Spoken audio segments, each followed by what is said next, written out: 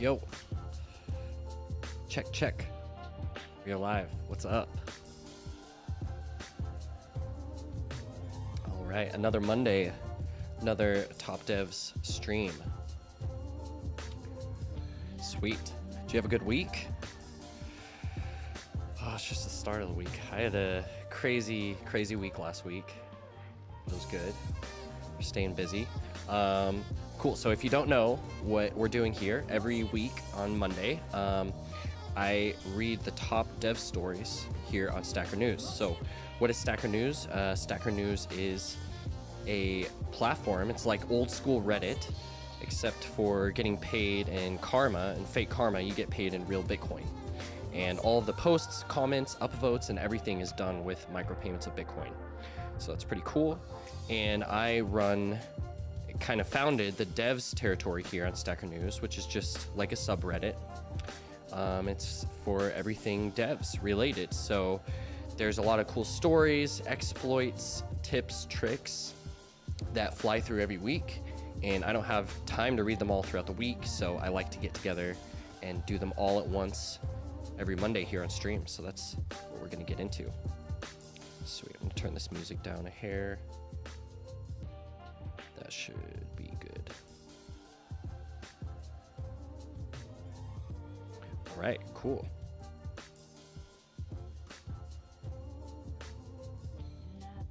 So let's get into it. Let's start from the top with our guy Halleck here. He writes open source AI spam, further commentary. Sweet. So I remember we read Halleck's post last week. It was one of my favorite posts on devs so far, so I'm excited to see what he says here again. So let's start off with some zaps here. Okay, so Halleck, he says, last week I posted an article about GitHub Workspace and gave my broad and long thoughts about LLM-assisted software development in general. Sweet. So he links to his post last week. Yep, this is what we read last week on devs. And needed a better title, because I thought I was about to read another generic story about a new AI feature, but he kind of gives his overall take about the LLM space for software development, as he says here. So, cool. So to restate briefly, a theoretically simple win for LLMs would be to arm them with common security vulnerabilities and let them loose on code bases, opening issues and submitting patches. I'm claiming this easy win is not easy and probably less of a win than we might expect. While writing my article, I had an incident written about by Daniel Stenberg, who's a maintainer of curl. In his blog post titled the I in LLM stands for intelligence. Wow, that's kind of a clever. The I in LLM stands for intelligence. The name of his article. He shares a number of trends coming to form what I am terming AI spam. I feel like AI spam is already here, but let's see what he's saying. He details two examples. One where it appears a human operating an LLM submits an issue, and another where the LLM appears to be operating autonomously, appearing to impersonate a person. They are both CVE, security vulnerability claims, and need to be taken seriously if valid. However, the issues are totally bogus and end up wasting the time of the maintainers. Verbose hallucinations take the most time to filter out with human eyes. That's interesting. Let's look at these two examples. So he's saying one is a human operating an LLM submits an issue, and another where an LLM appears to be operating autonomously. So one is pretending to be a human, and one is an LLM, is not pretending to be a human. Interesting. So this is the issue. Wow.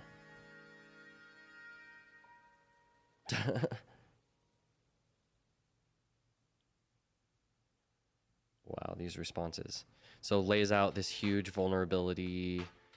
Vulnerability code changes are disclosed on the internet. Steps to reproduce.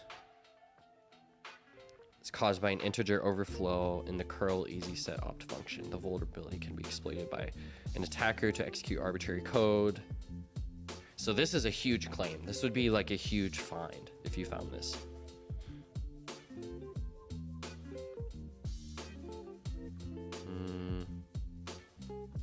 Yeah, the shape of this issue already looks like really kind of weird. Add some comments. And then this person says, I think you're a victim of LLM hallucination. The text has some similarities to the bogus CVE it's referencing and other reports. There are plenty of clues that Bard has manufactured bogus information. That code snippet of curl easy set opt doesn't match the actual signature of the function and wouldn't even compile. A changelog that don't match reality and more indications that this is completely bogus. I'm curious to hear what your exploit does against made-up vulnerability. Wow, what the heck? That is spam. I mean, they caught it. The first person that read it seemed to catch it, though. Okay, so interesting. LLMs are finding use among developers who don't natively speak English. So it's important not to dismiss issues just because they have the characteristic language we've all come to expect. One of the common responses to this issue is to have LLM generated text be labeled or set your own LLM to detect and tag non-human content. It's a pretty good idea. I don't think this is a great solution, as there are legitimate reasons to use LLMs to generate some or all of the submitted text of a code issue. I mean, I think it would be good if like you're using an LLM explicitly and you tag it in some kind of way so people can tell where it's being used, but yeah, I don't know. Maybe that's actually a dumb idea.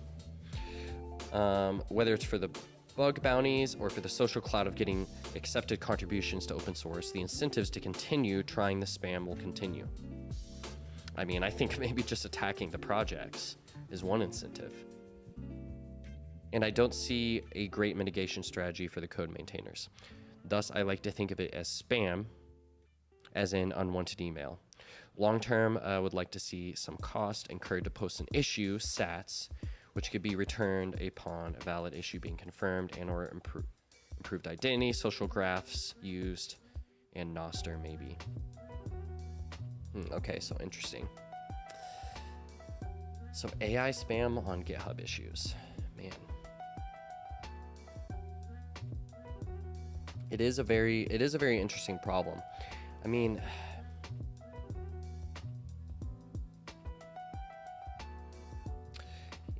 yeah, I mean, if we had something, so of course Jack has the classic Noster $10 million bounty or whatever, 10 Bitcoin bounty for creating a GitHub clone or another GitHub type platform built on top of Git that utilizes Noster. So you can imagine if we had a platform like this, there could be, what would you call it? I mean, a social graph, social proof.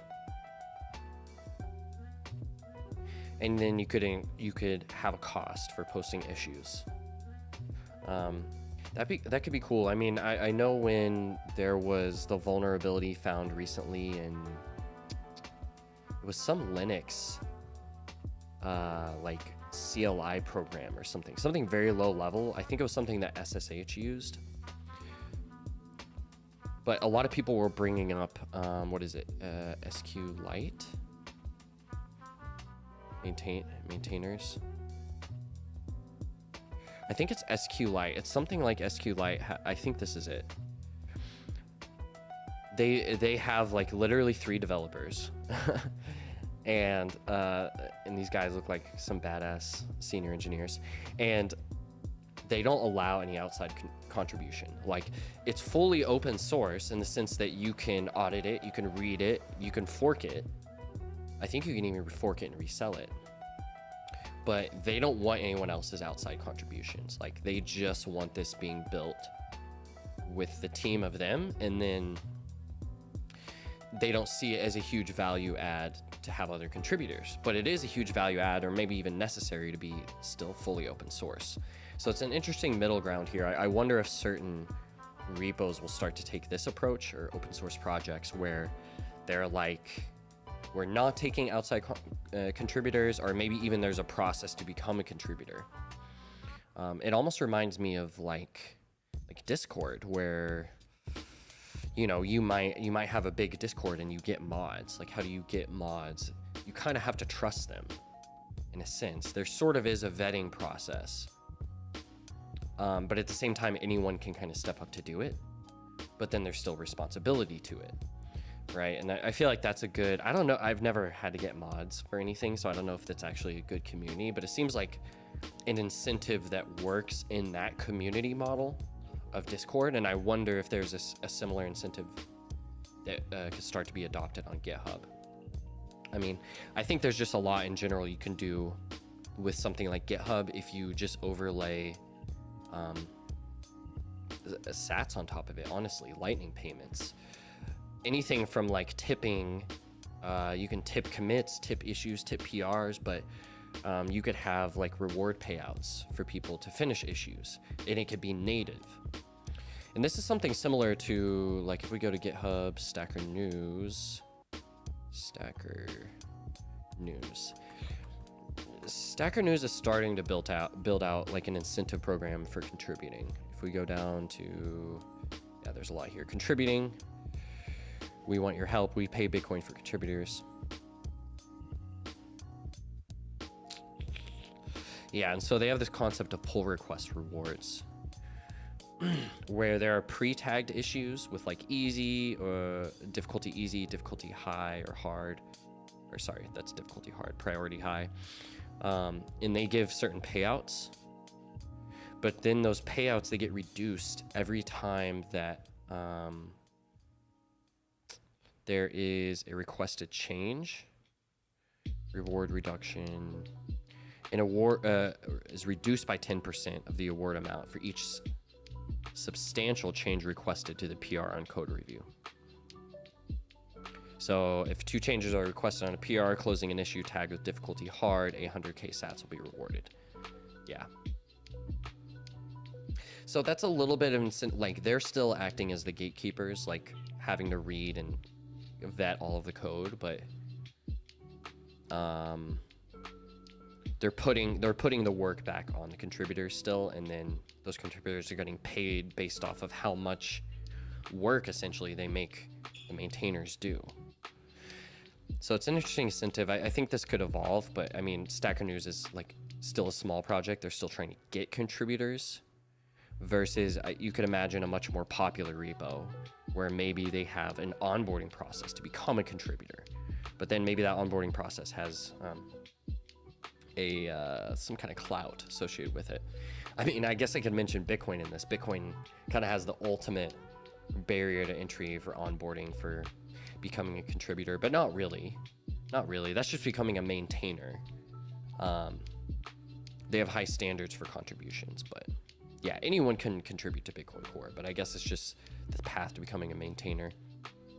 So anyway, yeah, this is an interesting kind of spam I've never thought about. And I wonder if we're going to see it more. I mean, you can imagine, like, back to Bitcoin. Bitcoin has had not issues of AI spam, but issues with, as like protocol discussions, they spill over into Twitter. Sometimes a bunch of Twitter comes back into the Bitcoin GitHub repo and spams a bunch of issues or a bunch of comments on an issue. So we've seen that in Bitcoin, but that's a very different kind of thing. But yeah, interesting write-up, Halleck. Let's look at some of the comments here. So Geek Nick, I prefer AI slop over AI spam. As in, I'm tired of the AI slop Google serves me when I search for X, Y, or Z. I like slop as a term too. Your example sounds like the SEO optimized ad encampments that dominate a lot of basic queries. Some of the AI stuff that has been around for a long time and still just makes my skin crawl every time I see it is the AI generated ads for like clothing or something like that, that will have like a shirt that's like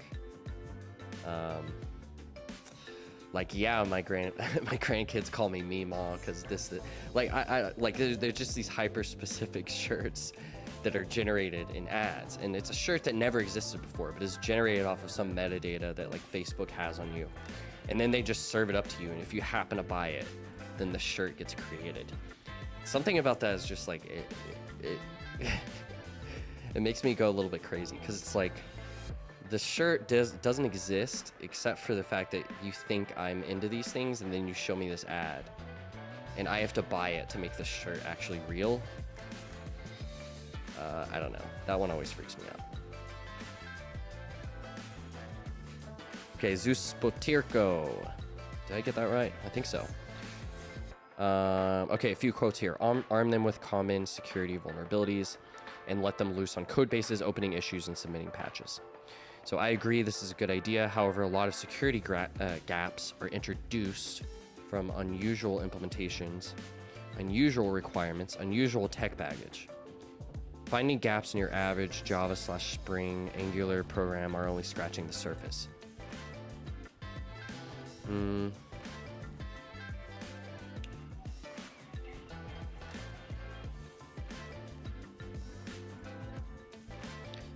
I don't totally understand this point here. I feel like he's saying that maybe if something looks very generic, that's actually a good thing. A lot of security vulnerabilities come from things being too unique, too special versus being generic. Yeah, and maybe there's something to, well, like here's an example. Recently, like I built an Express server. It's not doing that much special. It's just an Express server made in 2024.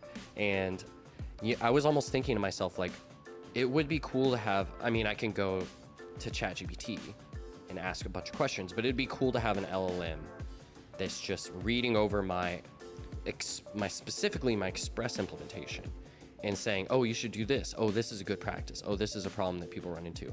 Because Express is this very widely used library that's been used for a long time for creating servers. And I was just doing something basic, right? So it's just like, give me the best and latest tried and tested boilerplate, because what I'm writing is probably out of date, or I don't know, there's some tricks I don't know, or some vulnerabilities I don't know about. So I think areas like that, it's nice, like, give me some basic ass code, give me the most mid code for doing this thing. There's lots of times you want that. In fact, that's what I want most of the time. But yeah, okay, so LLMs are finding use among developers who don't natively speak English. Skill issue. I mean, JavaScript isn't English. Python is English. I don't know if Java is. Public static void. What does that mean? It's like part of my seed phrase.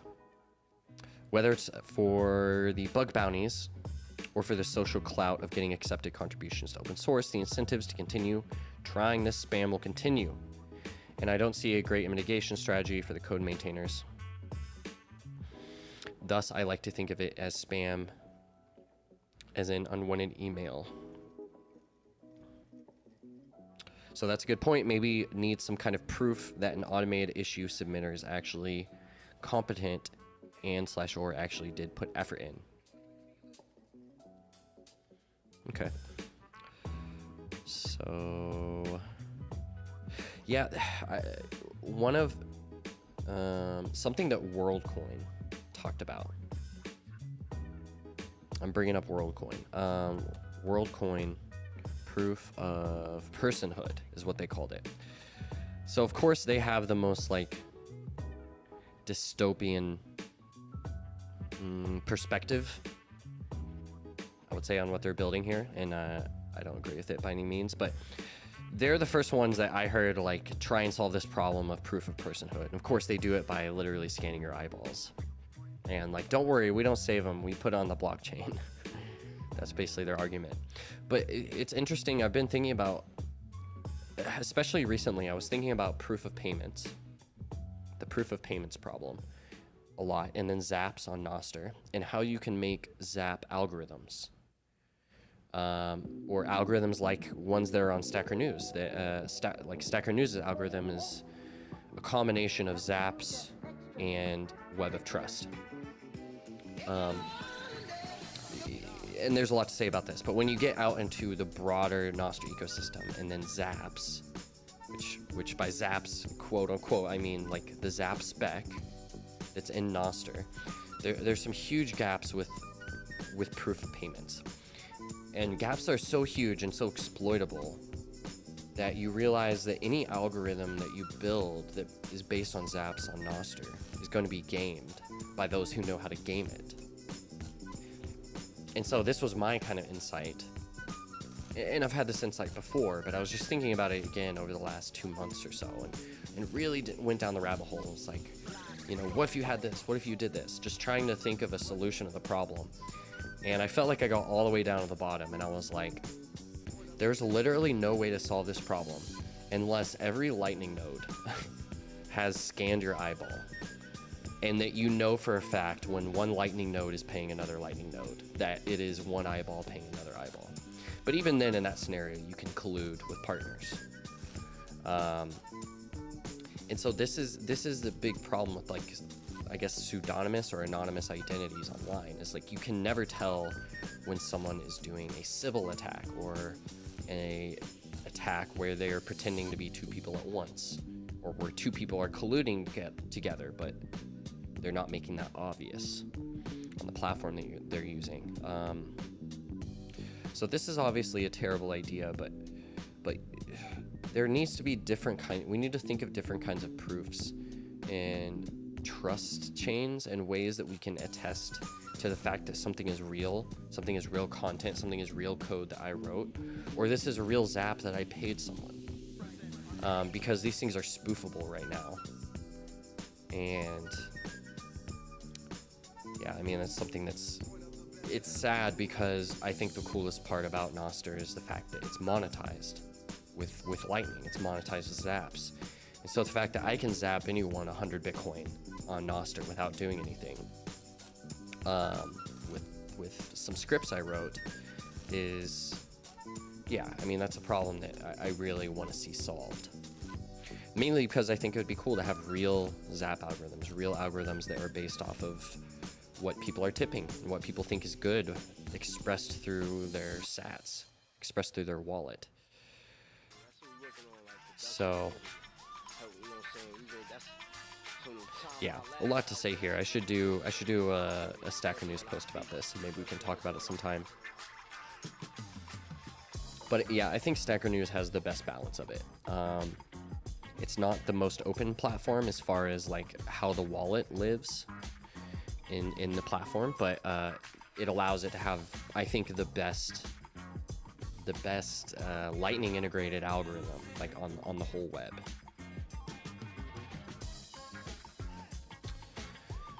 Okay, Geeknik, push. I never put any effort into bug bounties. My entire pipeline is automated from asset discovery to report submission. It's the best source of passive income I found that never fails to deliver. Automation makes work feel like paid vacation. Entire pipeline for what? I'm confused.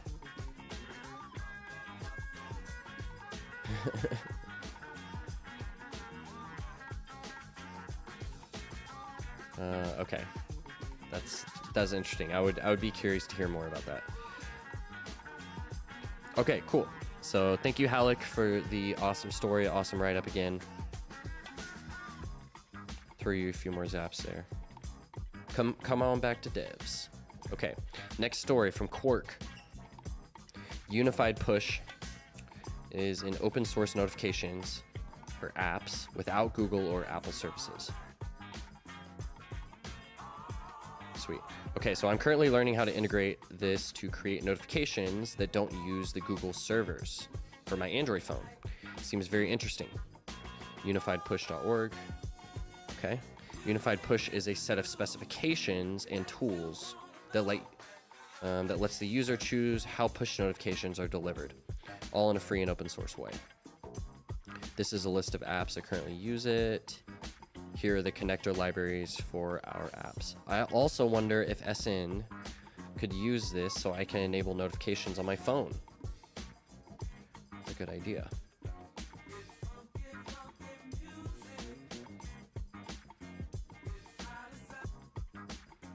Unified push. Let's see what apps implement this. And see if I've heard of any of these. Fedi Lab. Mastodon / Fediverse. Element. I know Element. It's the Matrix client I use.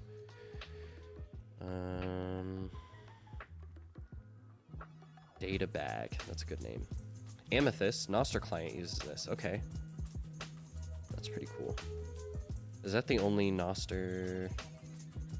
Yeah, it's the only Nostr client on here. So there's the apps that use it. And then there's libraries here for it. Introduction, Android, Flutter, Go and C. Okay.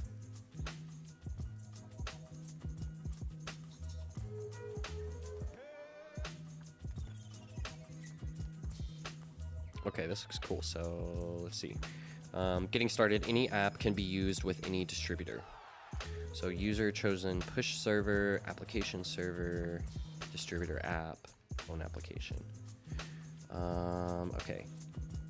So the user chooses a push server. Do they do this through the client? It's kind of interesting. So application server, like a Mastodon, they want to send a push notification, so they send to this proxy server that the user chose somehow. That proxy server has a single connection to a distributor app. And then using the UP protocol, I'm not sure what that is, they push it to the phone application. Oh no, this is how any app can be used with any distributor. This is how unified push notifications flow. Okay.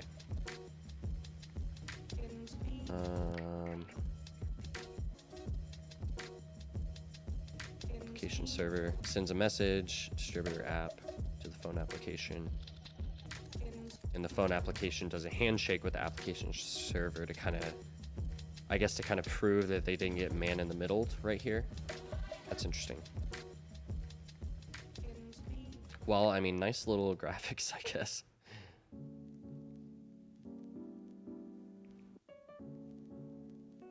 So distributor, who are the distributors? So this is like the proxy servers. Next push. Android. Okay, so it's just like a generic notification distributor where you download a client and that client can receive push notifications from anyone that adopts this spec. Man, Nostr as a whole should adopt this spec, because that would be amazing, because you could have, well, I guess,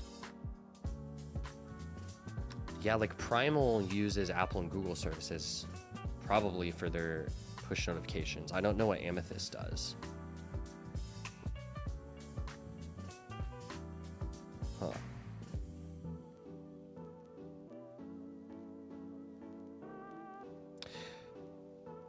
Yeah, it'd be cool that, like, if one of these push servers could accept Nostr events, right? You could treat it as another Nostr relay. Could do a lot of interesting things with that.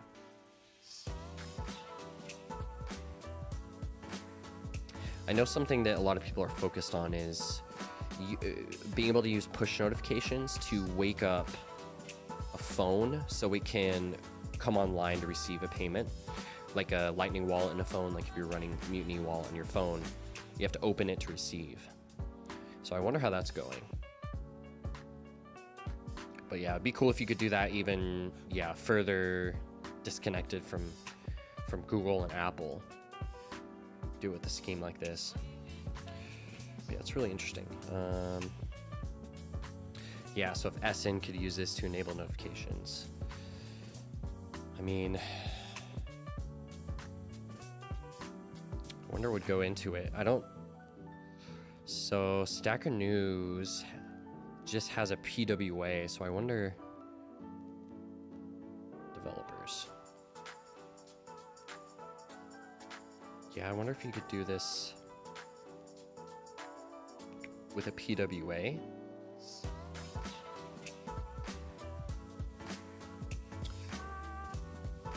Okay, thank you for posting, Quark. Let's read the comments. So, Roy, I think this is Roy from Breeze, he says this won't work on iOS or Android distributions that background task restrictions.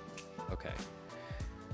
Quark says, I don't know on iOS, but on Android you can disable that restriction for each service in the battery settings. Ah, that's annoying. Not on every distribution. This works on iOS. I only see Android mentioned on the site. Okay, so it doesn't do iOS, it's only Android. Will unified push ever work on iOS? iOS doesn't support running services in the background, so running a unified push distributor won't be possible without jailbreaking or Apple's approval for the foreseeable future. Someone has a solution, share it in the chat. Yeah, this seems to be the big thing for Lightning wallets too.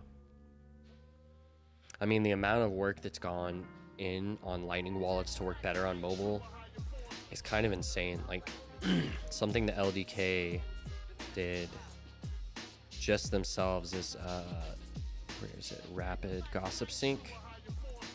Rapid. Okay, that's just the crate definition.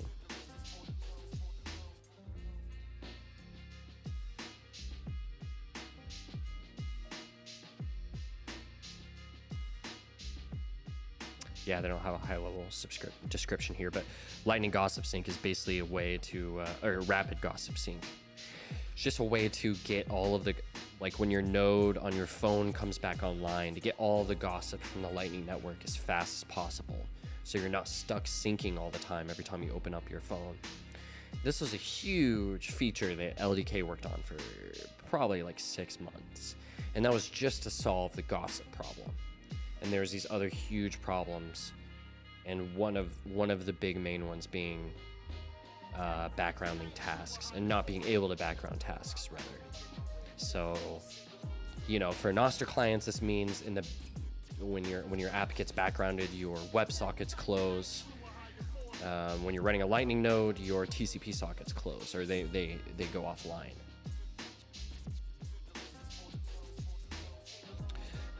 Cool protocol though, so thanks for sharing, Quark. Is there anything I missed here? Oh, Koob, I didn't know this was a thing, and iOS PWA notifications are so buggy, it's insane. This may not be very well known, that's why I posted it here. Hopefully more apps implement it as an option at least. Although it is difficult since most people just use the Apple or Google services. Installing an additional service like this to use only in one application would not make much sense. But for those who don't have Google services installed, this can enable notifications in a good way without consuming much battery. Yeah, no, that's fair. Seems like a cool spec. I need to quote Carr here and just say we need a Bitcoin native OS. We need a, you know, you have to go back to the platform, back to the OS, to the phone itself. And we're just locked in these two platforms that are both limiting in their own ways, Android and Apple. And I mean, who's gonna make a better mobile OS that's really competitive with those two? I mean, who else but Bitcoiners? So I think that's something that needs to happen eventually.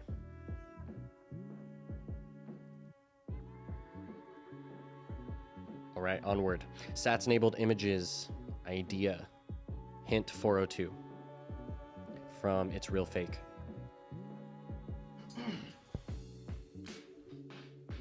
The admittedly not terribly original idea. Host your images on xyz.com. Provide a thumbnail for free. Return a 402 for full-size image. Else provide a full-size image when payment provided.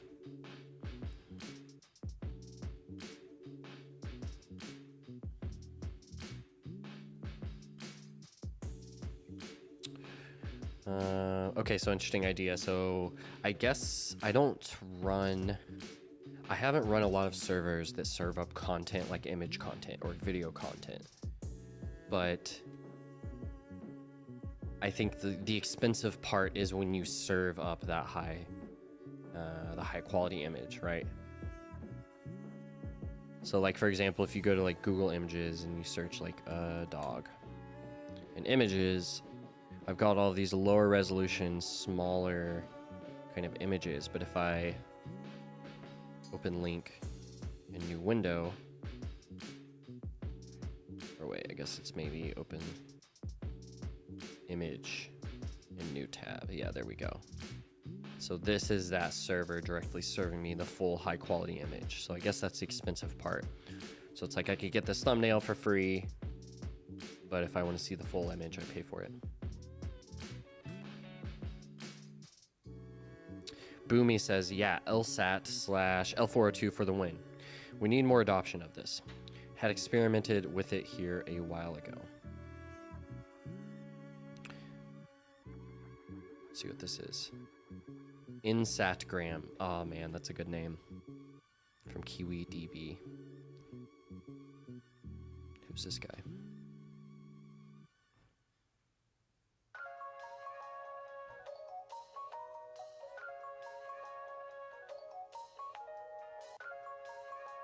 Sweet.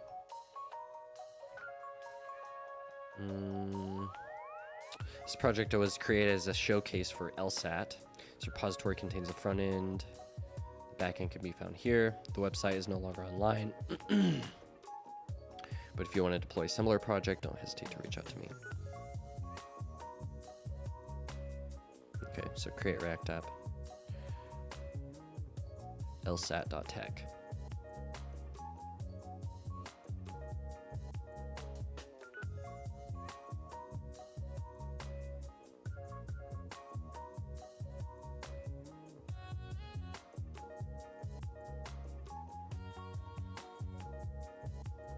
I like the 3 thumbnail spin. It's a protocol version of the freemium model.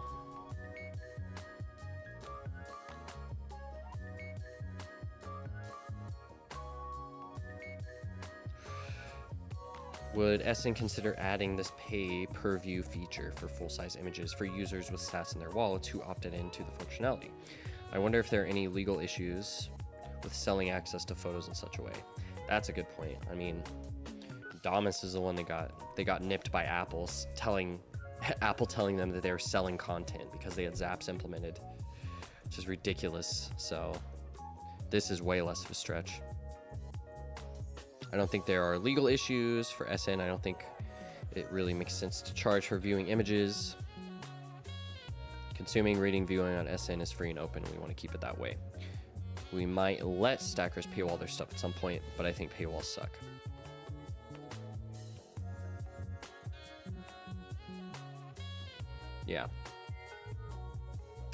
Yeah, I generally agree. Paywalls kind of suck. The experience of paying small amounts of money for something, micropayments for content, I guess more specifically, it's still a rough user experience. And I actually think Stacker News is one of the best examples. Like just throwing a few zaps on people's comments, like it feels natural. It's a good experience. But something that's hard with L402, I mean, I know that like everyone in Bitcoin has been super excited about it. I haven't been that excited about it. I mean, it's really cool, the story of 402. And if you don't know, I mean, the status codes, you know, there's the HTTP status codes that you get on the internet.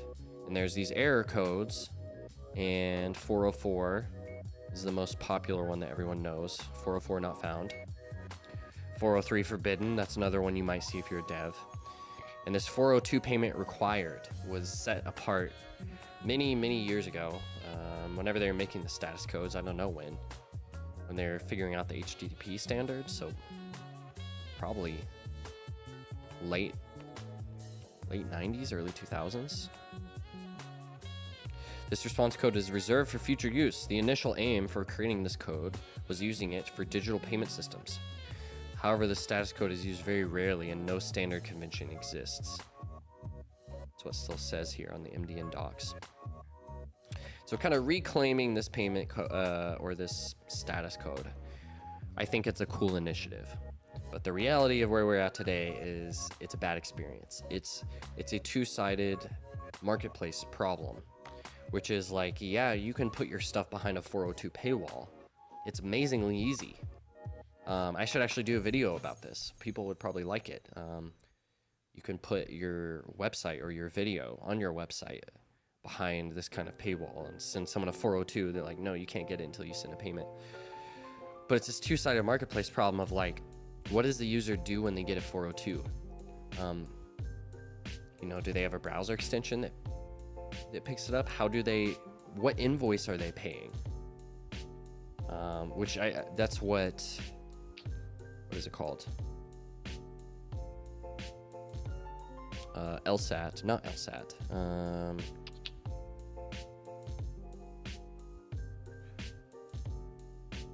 I forgot. There was a name for this package that's like solidifying the L402 spec. Yeah, I don't remember. Someone made an implementation of it though. So I'm not sure if it returns an invoice, but there's just a lot of user experience stuff to figure out. And what is the happy path for running into a 402? Show me like a demo of the best possible happy path and what other side of the marketplace you need for that.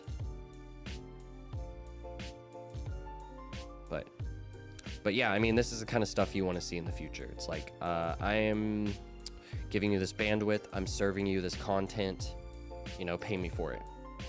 Value for value, I guess, as the people say. But yeah, cool idea. Thanks for sharing. It's real fake. Okay, so this next one, this was a video I posted earlier this week, landing your first dev job.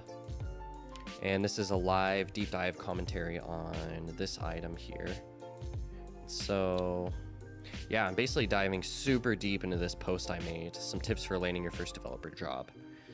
Just talking through all of it in great detail. So if that is a goal of yours, this is the kind of in-depth content where I'm just showing you my process for how I got my first job and the system I kind of created around finding a developer job. Specifically finding your first one, because your first one is the hardest. It's way harder to go from 0 to 1 than 1 to 2. So you have to learn a lot in this process. It will take you probably over a year for a lot of people, maybe even longer. And I just try and break it down into these 4 high-level steps of basically history of work, resume, portfolio, and job hunt system.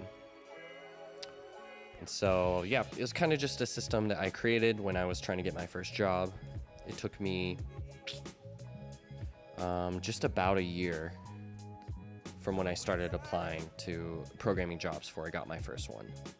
And I had to learn a lot over that year. But I developed this system, so yeah, I just want to share it in great detail. So check that out. Oh, and I got to use this recently because I landed another dev job. I actually, today was my first day at Voltage. I posted about it on Twitter today. Let's look at it. So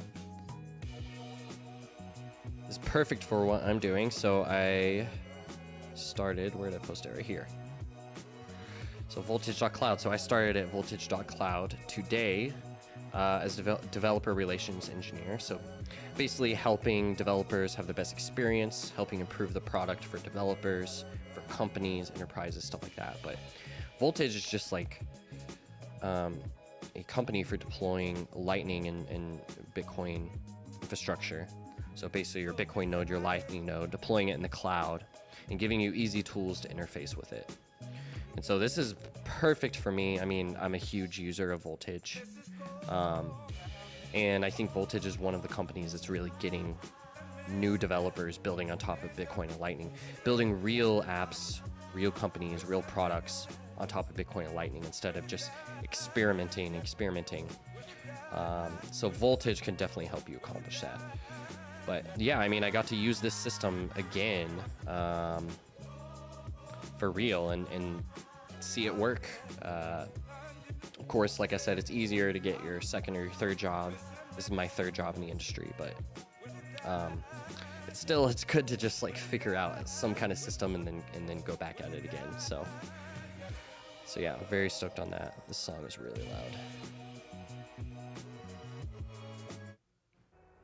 Sweet. So yeah, got to use the system again.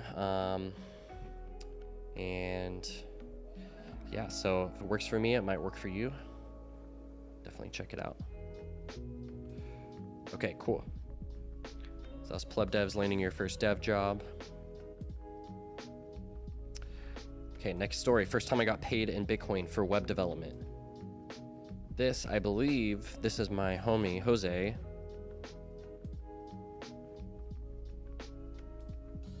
Oh, this is awesome. How have I never seen this? Resume. Doxed. GitHub. What is this? Whoa.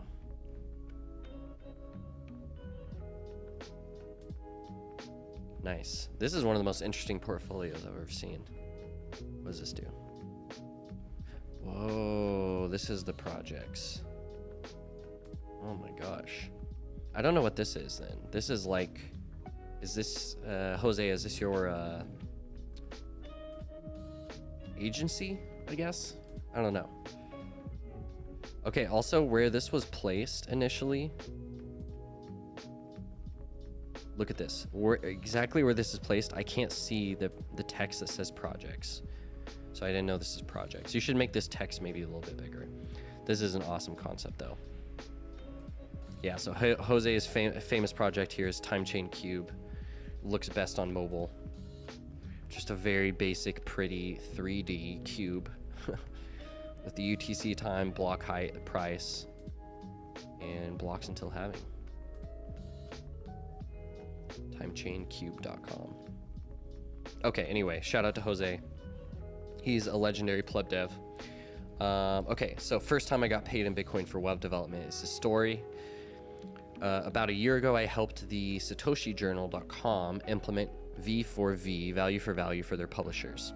They're still using it today. You can see the tip this author section. Okay, let's check it out.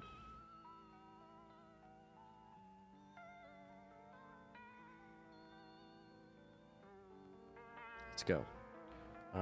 Where do I tip the author? Oh, right here. Nice. So, how many sats? 10 sats. Next. I'm just gonna. Okay, cool. Got WebLN here. Wants to connect. Wants to pay 10 sats. I approve. Nice. That's a pretty good experience right there. I mean, it's nice that I have nice when you have Albi. I wonder what this is like. Let's go to another browser.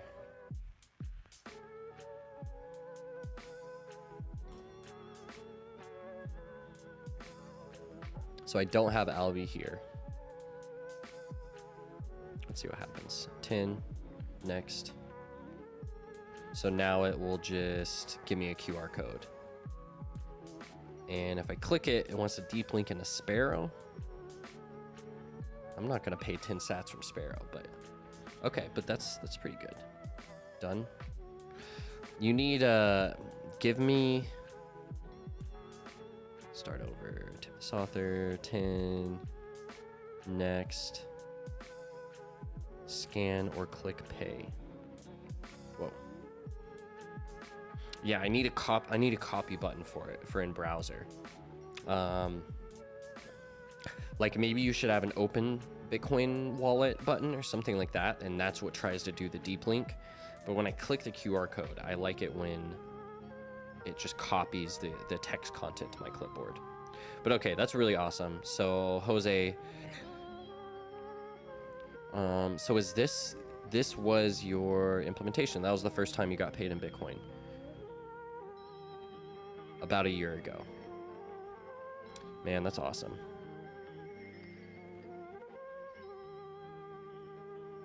Great job, quite motivating. Recently, I started a gig that pays Bitcoin. Ever since, I am hoping for a major prolonged bear market. Nice. Spraveen, I think this is another pleb dev right here.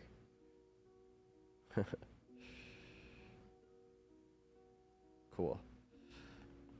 Yeah, I mean, this is the way. I've seen Jose. He's been out here grinding, building a bunch of projects, a bunch of example projects, practice projects, and a few real ones, and just kind of experimenting and finding his way. And I mean, that's what you do. Eventually, you start shipping your own personal projects, your own work, sharing what you're doing. People will ask for your help, and they'll also just notice and maybe give you some help.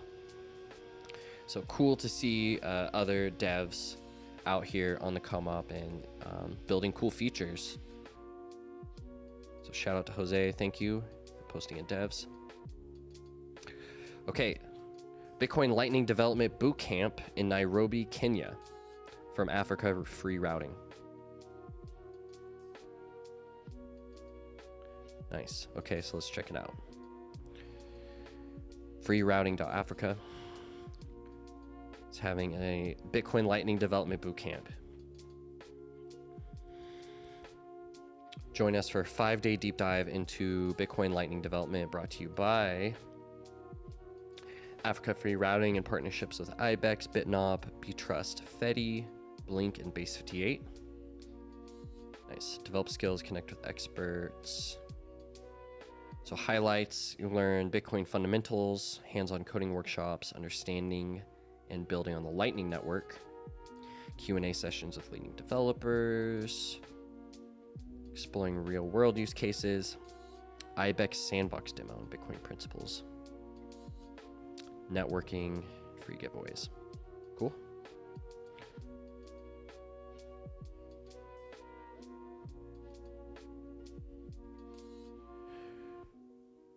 Nice. I'm kind of curious about more of the like details of the content here, like what level they're starting at, what languages they're teaching, what you're going to be building, because this can be a lot, right? I mean, just Bitcoin fundamentals.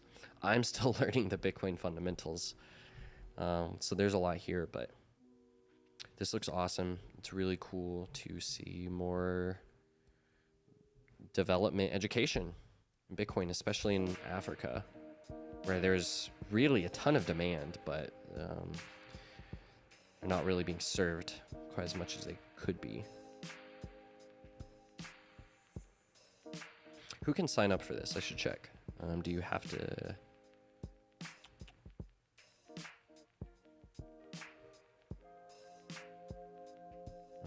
yeah, seems like anyone can sign up.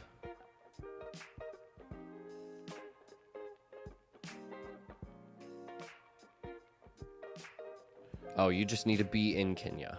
so it's in person. That's cool. It's in person though. That's the way to do something like this.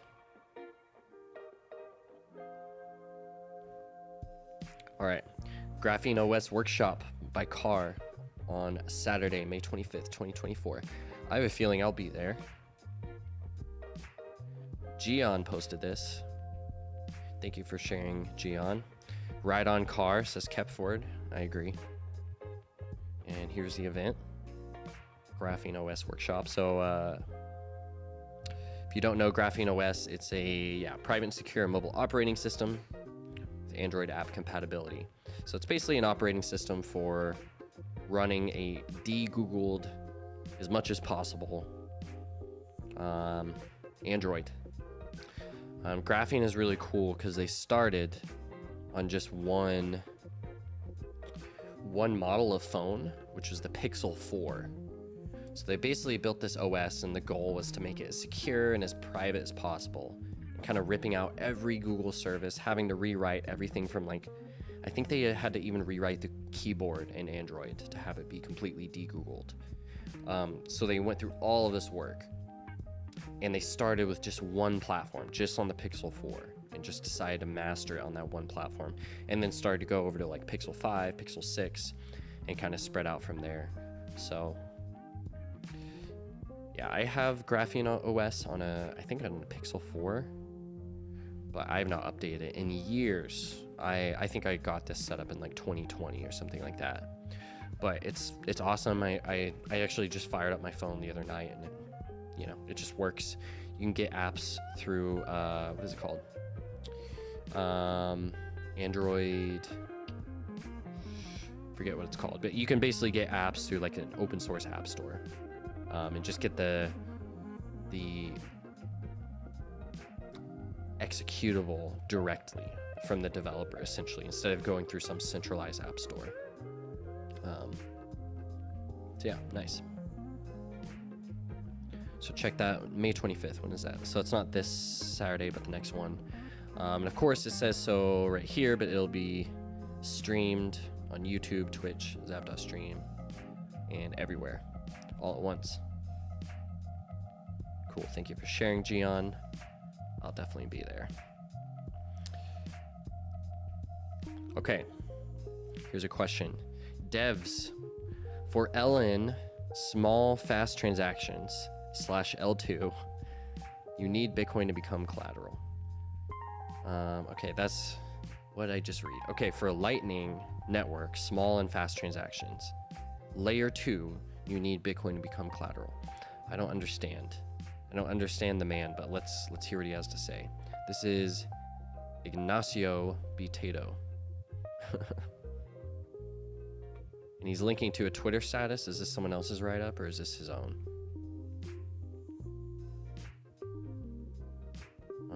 Interesting. What does he say here? Look at this post and think about this debate. Great phrase at the end. If you build on Lightning, you need small, fast transactions to matter. If you build on an L2, you need Bitcoin to become collateral. Why are we differentiating L2 from Lightning here? I'm very confused. Okay, let's read the post. It's from someone named Stacktron. Recently debated a Lightning dev about Bitcoin's future. He argued Bitcoin's value hinges on its future use for everyday purchases like coffee. I question blocks, times, fees, etc., but also that in a world where BTC prices will grind higher for decades, every coffee is a bad deal because you can buy 2 coffees tomorrow with what you spend today. Okay? From there, it spiraled into complexity, but I realized they completely ignored the concept of lending. I point out that gold and buildings are incredibly valuable as assets, have zero velocity of money, and that Bitcoin could easily follow a similar path. Interesting. This was blasphemy for them, which is funny, as it has become my default case for Bitcoin. It was a reminder of how the products we build influence our perspectives and vice versa. The protocol incentives act like a lens coloring our predictions. Okay, I see. If you build on Lightning, you need small, fast transactions to matter. If you build on a layer 2, you need Bitcoin to become collateral. I don't agree with the how he's differentiating Lightning from layer 2. This is Stacks guy though, so.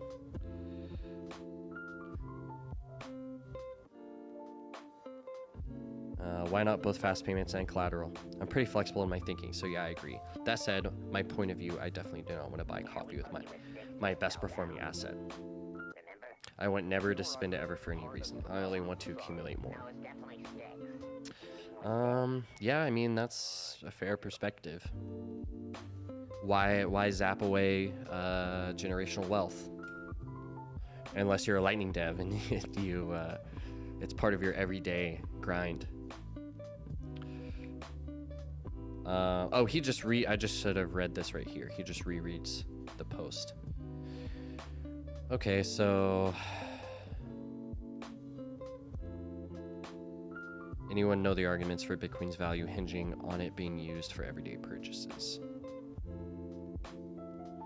Yeah. How's it going, man? This is an interesting framing though. I guess, like, why do I want to push for Lightning? Why do I want to push for micropayments? It's actually, for me, a lot of why Lightning's cool is because of micropayments. And a lot of why micropayments are cool isn't necessarily about fixing the money.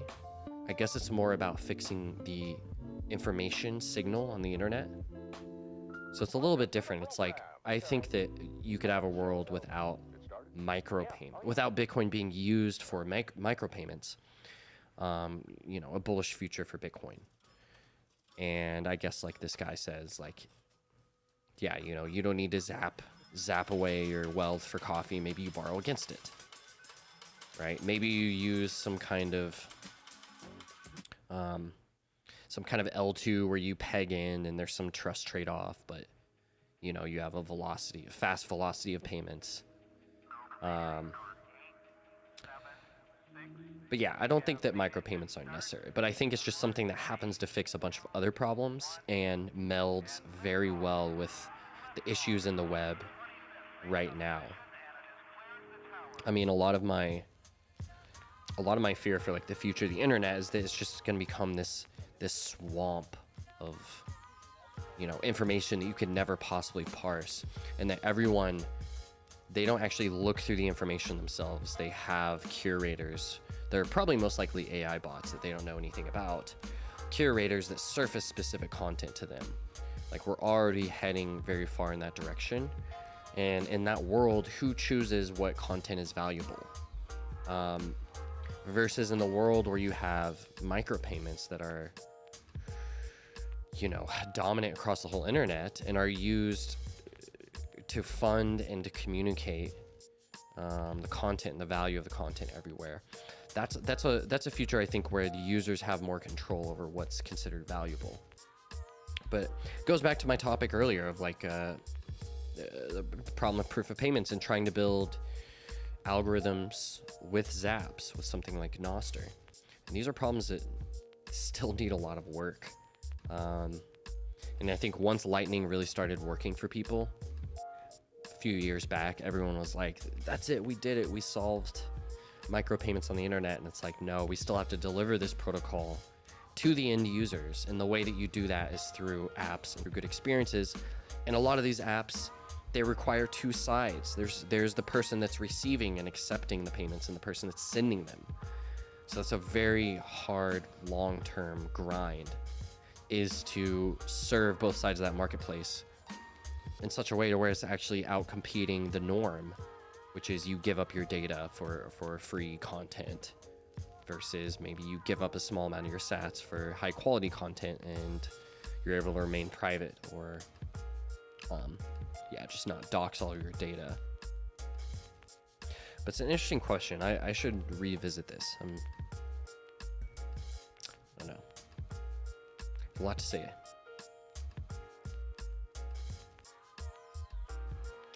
A lot to consider. What is micropayment? Is Lightning necessary for the future of Bitcoin? I definitely think so, but not micropayments. Okay, nothing else I want to say about that. So those were the top, how many stories is that? 1, 2, 3, 4, 5, 6, 7, 8. Top 8 stories. Cool. So last week I was calling out some of the impersonators and some of the spammers. I see they're still posting. We got Fake Raul.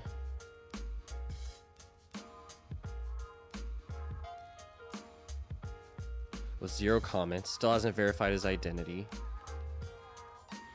And so he is one for sure, impersonator and spammer, but he's still posting all week. So I wonder if he's accepted. So I raised the cost to post in devs because of the spam. So post cost is now 25 sats. So I'm thinking about raising it again, because every time that these bots are posting, they're adding to our rewards pool. And I don't know if they realize that we raised the cost. So let's do it again.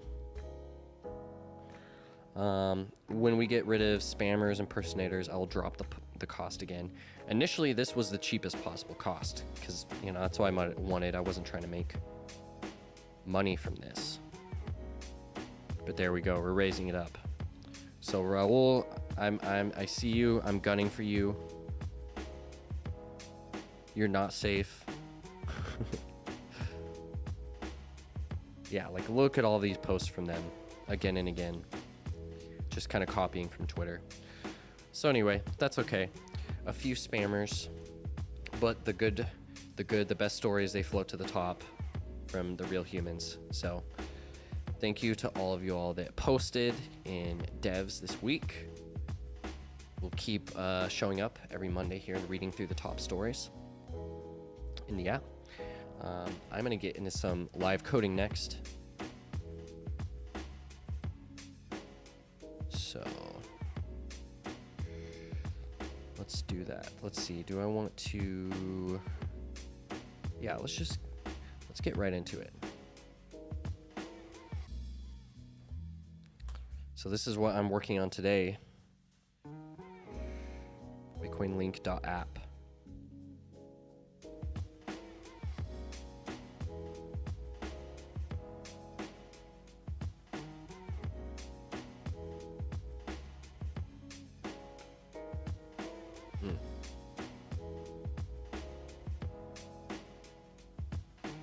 What the heck? My screen share is frozen.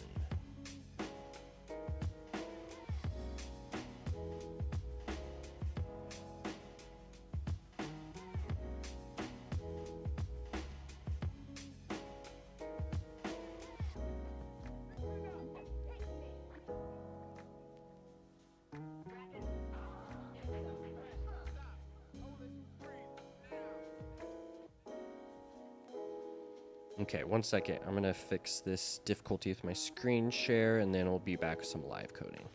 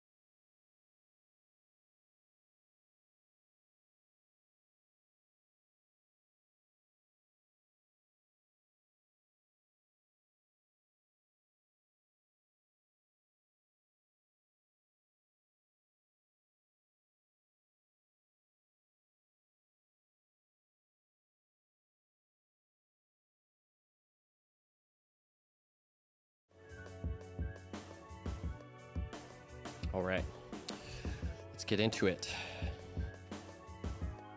So I've got Bitcoin Link here. This is an app that I built a few weeks back for the Bitcoin Plus hackathon. And it basically allows you to create multiple links of a certain amount with Nostrwall Connect. So that's what we're using Alby for right now. So we're generating a Nostrwall Connect, basically a authenticated connection between this app and your wallet. And it generates links. But what is cool about these links is this whole scheme is non-custodial. And it's doing that because before I take your Nostrwall Connect, basically this authentication token that lets me pull a certain amount of funds from your wallet, we encrypt it in state. And then I save it. So I save this encrypted blob in my server that I can't decrypt. And the decryption key is sitting inside of this link. So that's these links that you generate. And then you can go back here and you can claim them with any Lightning address, Bolt 11 invoice, or LNURL. And so I'll just use my Lightning address and I can claim it.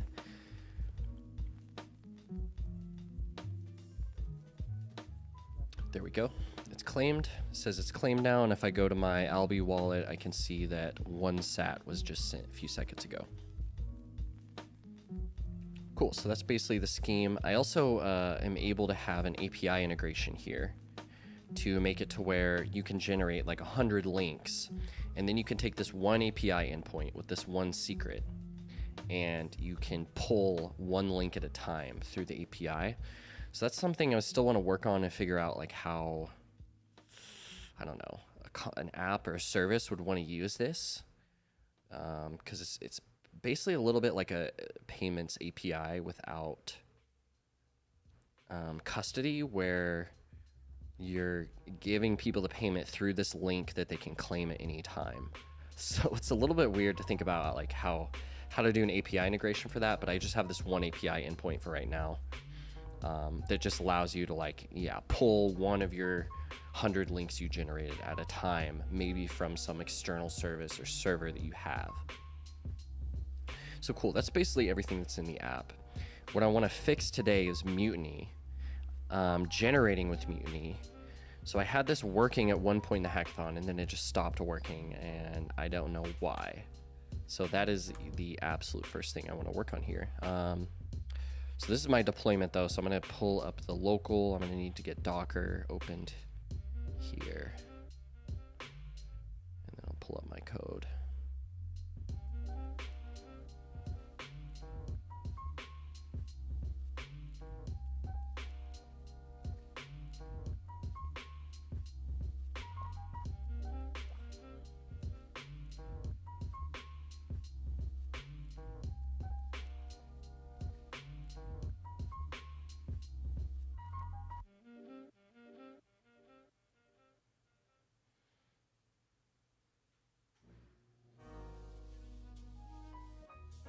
Sweet, so let's zoom in here a little bit, clear this out.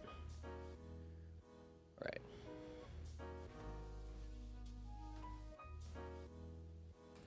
Cool, so this is just a Next.js app.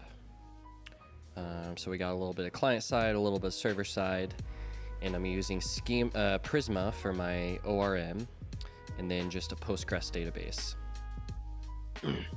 And I've really liked this setup lately because I've been doing Docker a lot, and I don't like to do Postgres locally.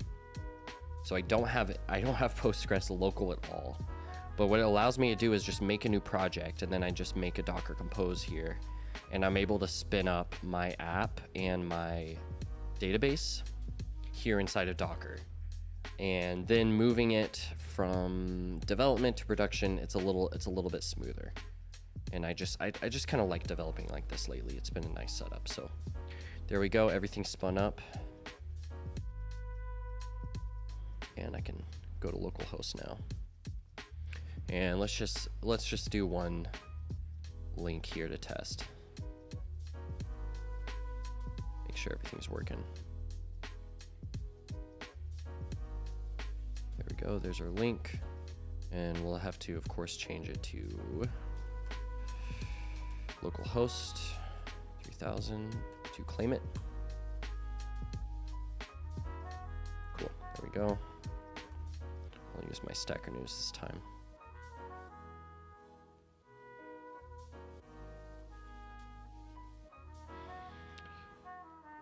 Cool, link has been claimed, and if I go to Stacker News, I see here I got 1 sat, titled reward. All right, cool, so we're still working. Okay, now let's re-enable this mutiny button. Now let's start to play around with this. I think what I might need to do to fix this is something very gross. So hopefully we won't have to do that, but let's just give it a try again. Maybe it'll just work. Okay, so mutiny button disabled true. No longer disabled. So all of the I built so much logic for this, and then it didn't work on pitch day. That's okay. All right, just do 1 link for 1 sat, and we'll generate with Albi or with mutiny. Pull up my console now. Clear this out. Okay, so mutiny window pops up. We deep link. Austin wants to create a connection with 1 sat. That's cool. Okay, and we get it. Seems to be successful. So I'm going to keep requests. So I'm going to keep my Albi wallet open, or my mutiny wallet open here. Oh, there's an update. I should actually update this. Okay, cool. So maybe it'll be fixed now. And let's just see what happens if we try and claim this link. And if it doesn't work, we'll start to go through the logic again. Maybe, just maybe it'll work. Maybe it'll just work. Okay, so pay me out to this Lightning address. Let's hit claim. Let's see what we get here.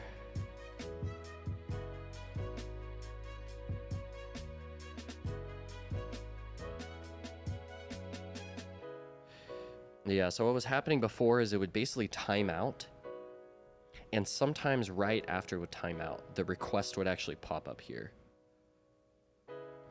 But it looks like that's what's happening. Looks like it's going to time out.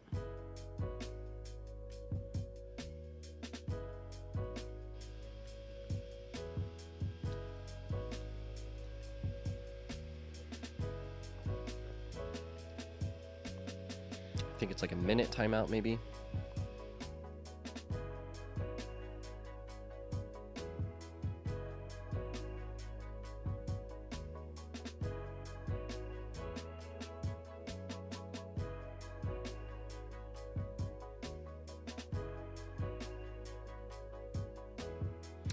There we go. Error occurred. Okay. Failed to pay invoice, timeout event, and then nothing ever popped up here. This was actually my 1 successful payment I made on the day of the hackathon. Okay. Maybe we need to do a larger amount. Maybe I mean, my 1 successful payment was 25 sats.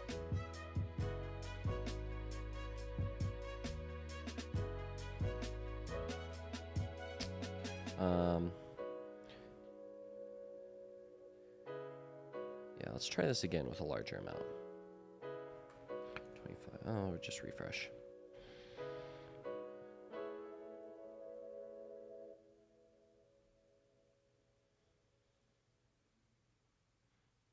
Okay, so now this is my only connection.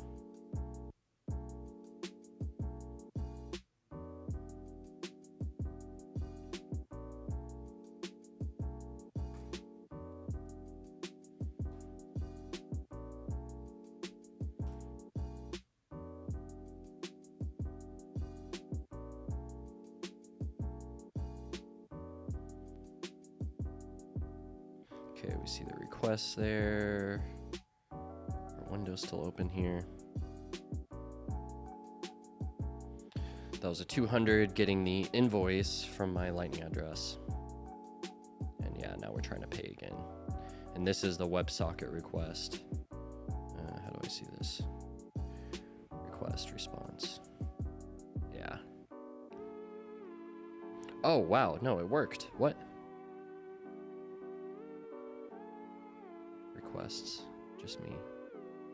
What the heck? It worked. Why did it work this time? Man, maybe it was the amount. Maybe it was the amount. Okay, are you gonna let me...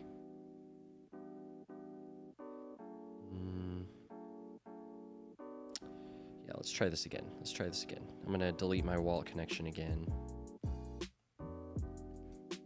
And let's do 1 for 10 sats. Maybe it was the amount the whole time. I was too cheap.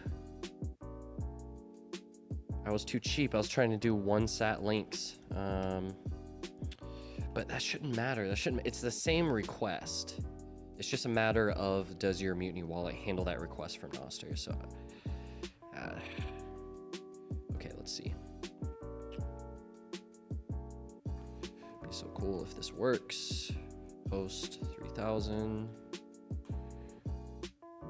Status unclaimed.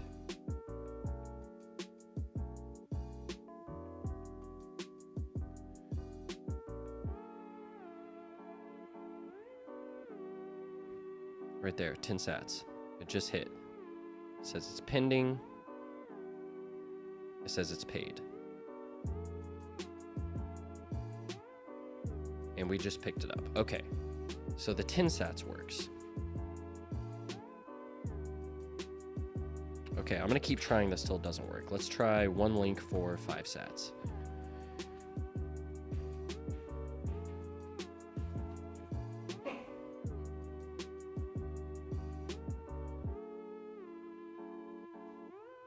Man, I could have gotten this working on demo day.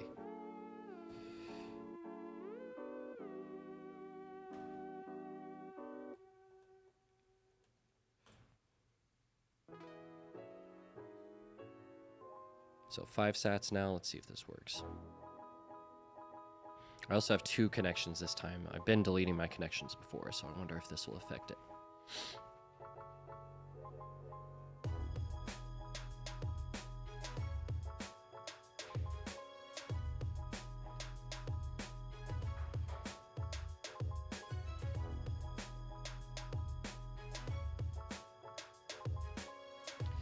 It's not working. So was it the amount?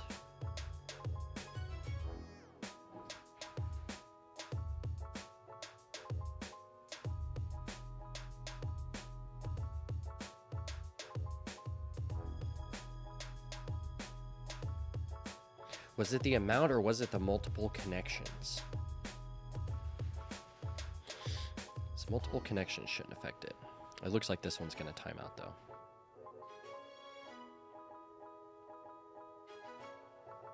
Okay, that's fine.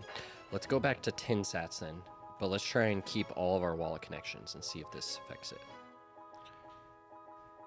Just trying to know if there's something I'm doing from my side or something I can do to like give this a higher success rate.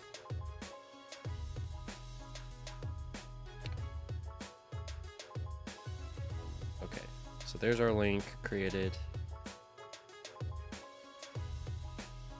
Let's try this one more time.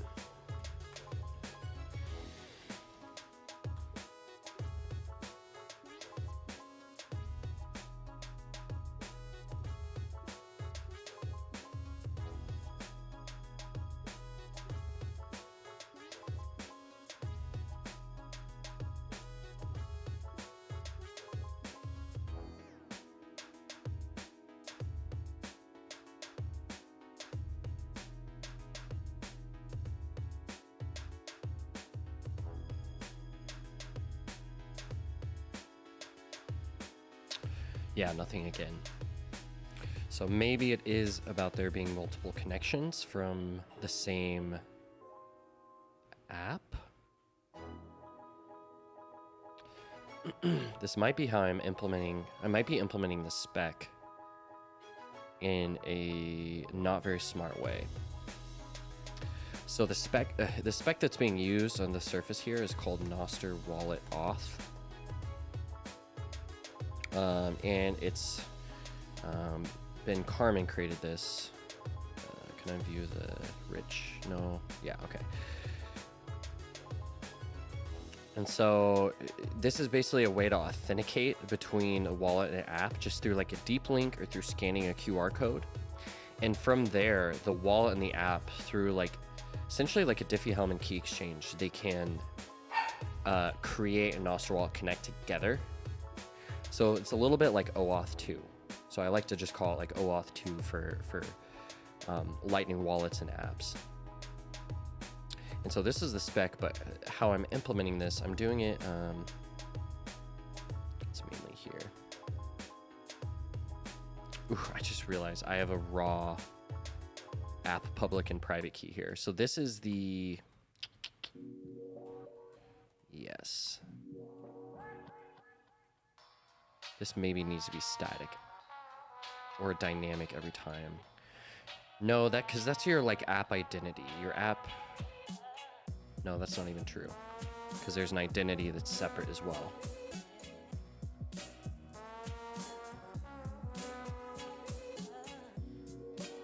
Okay, let's read through it. Can I open this in like a full view file? Okay, there we go. Preview.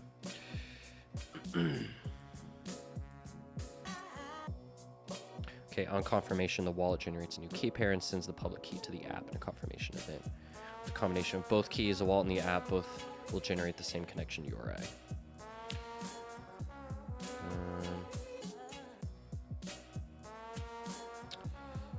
So the QR code, so this is on the app side, what I'm doing, contains this Nostr wallet auth URI that contains the app's public key, the relay to communicate over, and the list of functions that the app requires. So the public key is static, I believe, at least with each connection.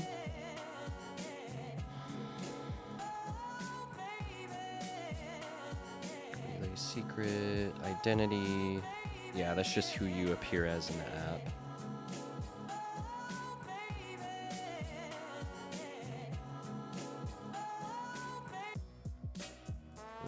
Let's ask ChatGPT.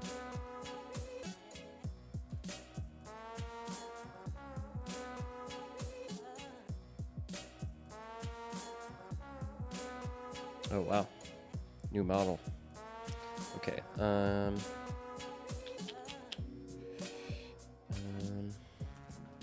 In this spec, should I regenerate the app public and private key for each connection?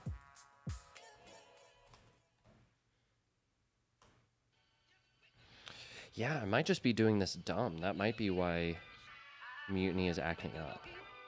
And that would also explain why having the multiple connections here is what's causing the errors. It's recommended that a new pair of public and private keys be generated for each connection established between the wallet and the app.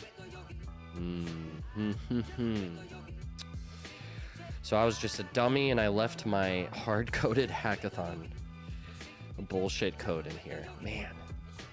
Okay, well, I'm glad I found that quick. So now I know I need to generate essentially a new public and private key, Bec32 hex, every single new connection.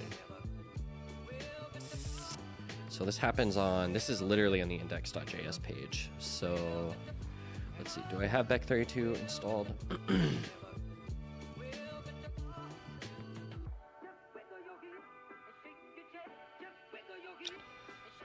Package.json. Okay, I have Bec32. So let's think about this. So I generate a new public-private key pair. And we use that to communicate and then create this Nostr wallet connect together. And we decrypt it all the same. So it shouldn't matter that I just generate this key pair, I use it for the connection, and then I throw it away forever. That should be fine. So let's give it a try. Import Bec32 from Bec32.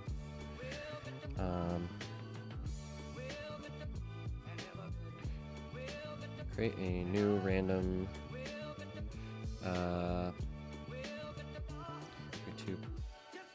32 byte hex public private key pair. So let's do. Oh wait, I need to do, yeah, I need some kind of, I can't just use Beck32 raw for this, can I? How do we do this? Let me pull up, I'm gonna pull up the classic example I used for this. The original Super Testnet Nostr workshop. I have it on my repo called Nostr client example. He generates a new public or private key pair. So he's using window crypto, get rand, and Bitcoin JS for the key pair. That's interesting. Key pair goes key to hex.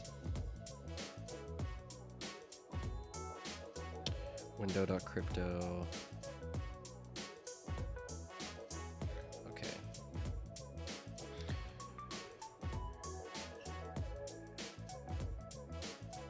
Get rand. Size crypto.get random. What's the size?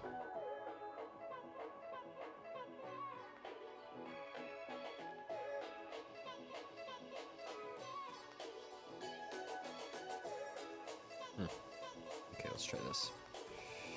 Get rand equals crypto.random bytes 32. That's right, to hex. Okay, let's get Bitcoin JS installed here. Is this what I want to do though? I already have Nostr tools. An older version though. Maybe I should use Nostr tools for doing this, actually.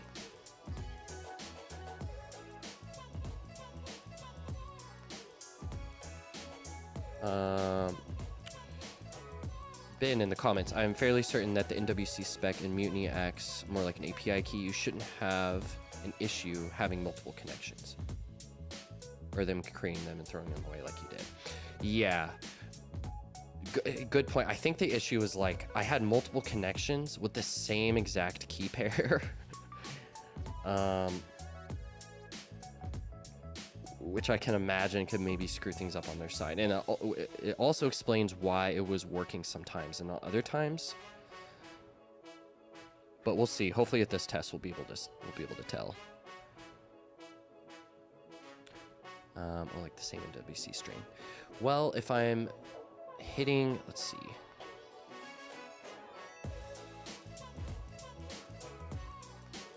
Because I think I'm generating a new secret each time. No, not here, not here. Handled mutiny submit. Okay, new secret is 16 bytes of hex. So I'm generating a new secret every time. It's just the app public key, which is what Mutiny will encrypt. They'll encrypt to my public key. So if they're encrypting to the same public key, again, I don't know, maybe that's not it. We'll give it a try though. Generate secret key. Oh yeah, okay, so this looks pretty easy. I'm on an older version though, so generate secret key, get public key. These methods might have changed. I swear, Nostr tools changes more than the weather. From Nostr tools.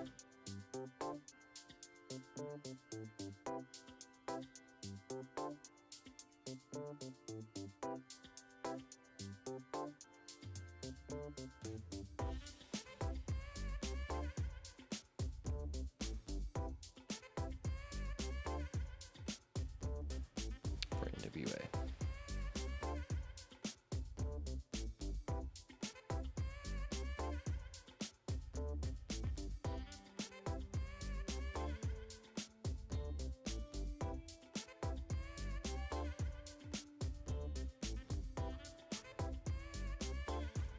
I actually want this to be, yeah, SK to string. Okay, that's hex string. Okay.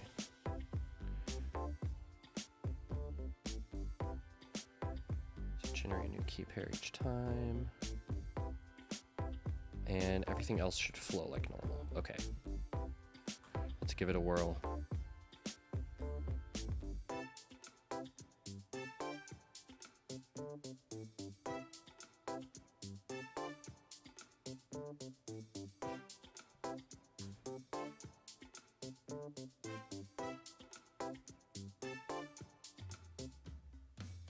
Yeah, I also need to figure out how I communicate to the user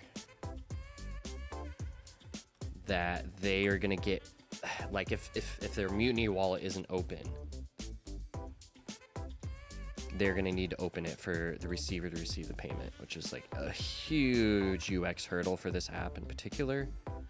But I just wanted to have Mutiny so bad, and I knew I could do it. Oh no, generate secret key. So I'm getting type error is not a function, generate secret key. Damn. Outdated version. Okay, let's dig into node modules real quick. It's probably just named something different now. In Noster tools, types.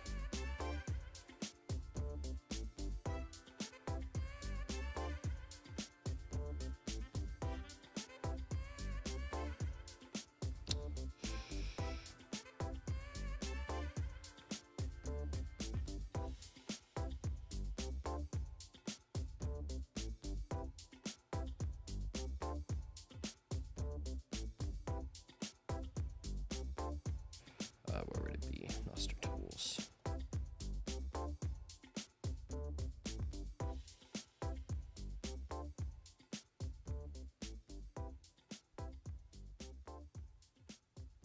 When Mutiny daemon full circle to a Raspberry Pi full node. Yeah, I mean, that's a setup that would work.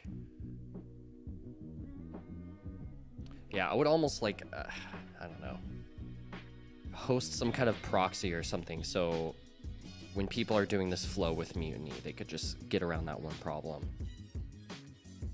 But do you know how things are going with like push notifications for waking up for like making a payment, like the Nostr Wallet Connect and Mutiny? Is that something that's becoming more of a possibility? I knew like Ben and Tony were talking about it, but I was like, okay, it'd be really cool if you could do that. So it's in core and pure wasm.ts readme benchmark 46.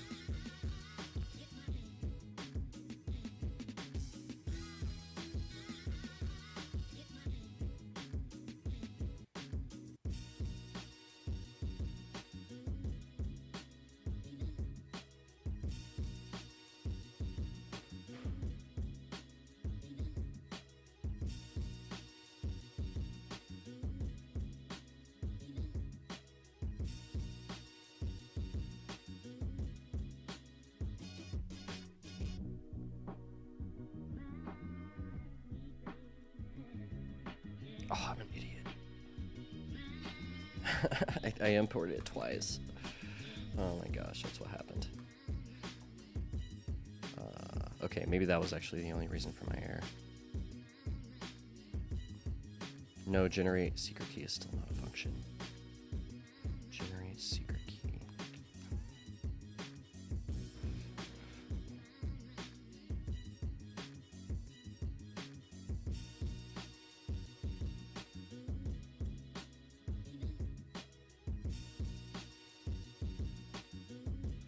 Nostr tools / pure.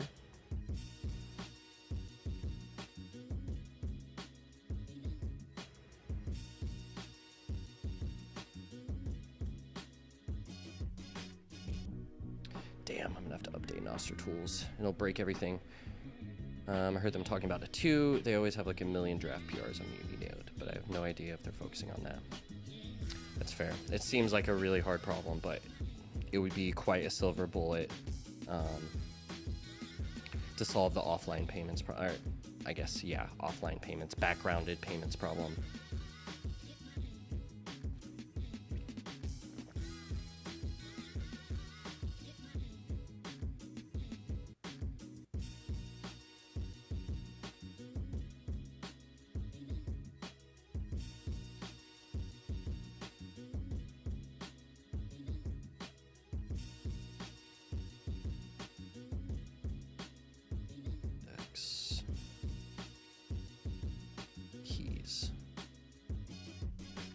keys has generate private key right here.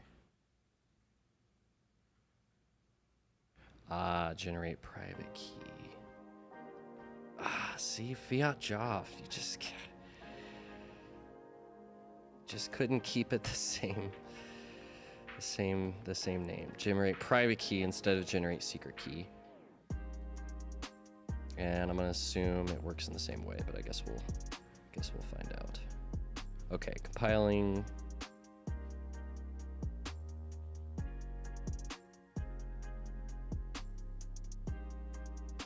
Oh, do I quote versus apostrophe?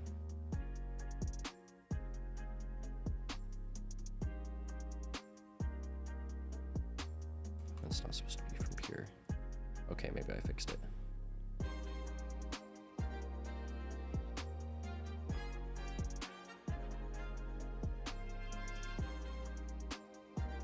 Okay, there we go. Re-render. So let's try this again with Mutiny. So we'll just do one link for 10 sats. Got a new key pair now for this same identity. And I still have my other connections here. All right. Let's try it out. Switch this back to localhost. 3000.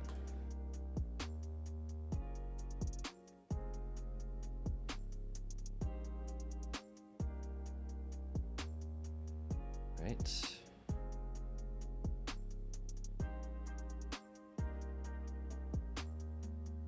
There we go, pending. Just now, okay.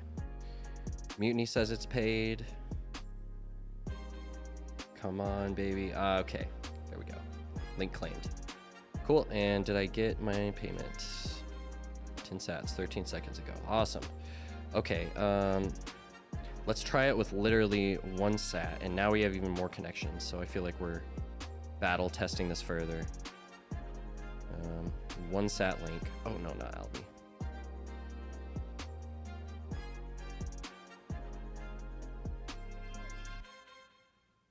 Gosh, I love Nosterwaldoth. It's just the experience can be so powerful. Okay. Let's give this a whirl.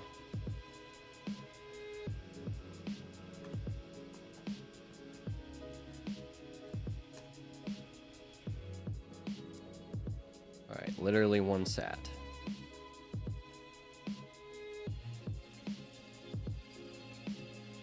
One sat right there, right away. Nice.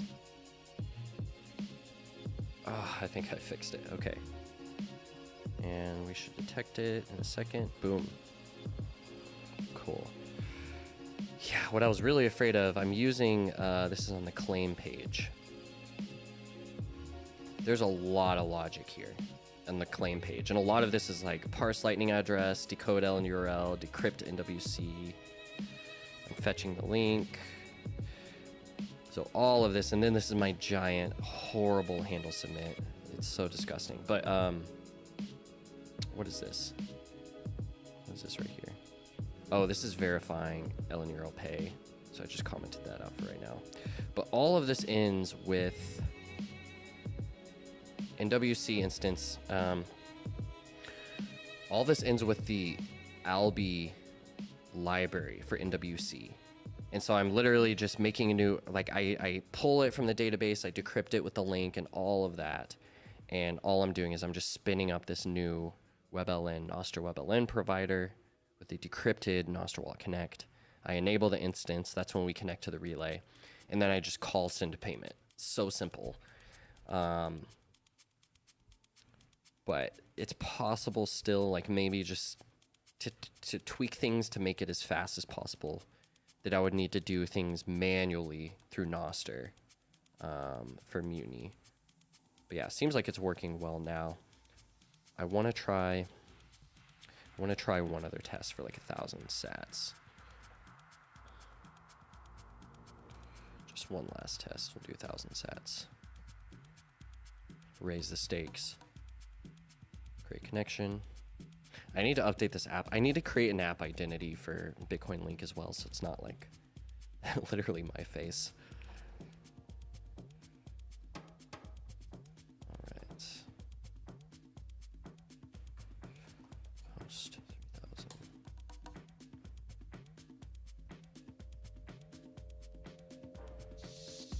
Let's see how long it takes.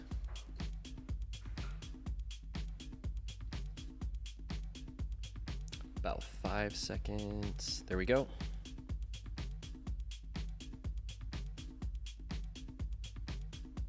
Paid. And I get the response over Noster in about 3 seconds. Okay, cool. So it's like 10 to 15 seconds in total. But okay, we're working now.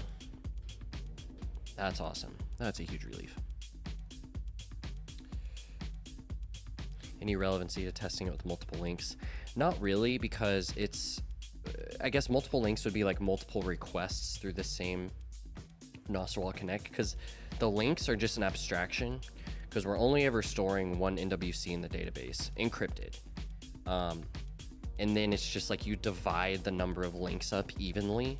So like I can, yeah, if I create like 100 links for 1,000 sats, like each link by default will just get a share of 100 sats. And it's kind of hard coded into the metadata of the link. So when we like fetch the invoice, we're grabbing the amount from the fetched link. So I've got like what, fetch NWC, fetch link, response, I check if it's claimed.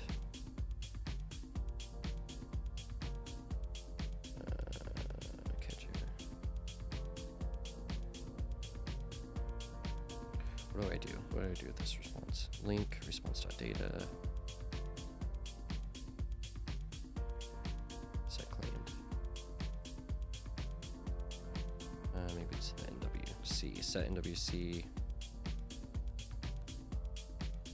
Oh, I just need to look through my data, through my Prisma schema. Forgot how I even did this. Okay, cool. Yeah, so it's like number of links and max amount. So it's like max amount divided by number of links. And so like that's the amount for each invoice that gets requested. So maybe not the best way to do it, but that was just something for right now. It's just like all the links are going to be even. There's just going to be an even split over a single NWC. And originally when I was thinking about doing this, I was thinking of like how to create multiple NWCs in like one go, so that each payment link would kind of be atomic with its own, I guess, request permissions. But that was just really gross as I started to write it out. So I was like, let's just have them share, have the NWC, have all the links share a single NWC. But yeah. But let's try it with, let's try 2 links for, let's do 100 sats. Let's see if we can get 2 different payments with this. That is worth testing.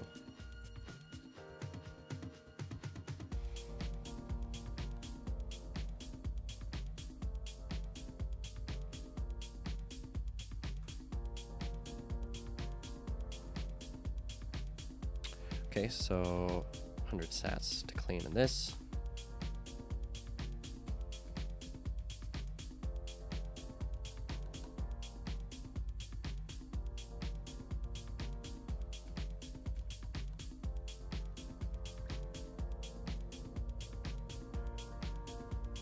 Let's go ahead and grab link number 2.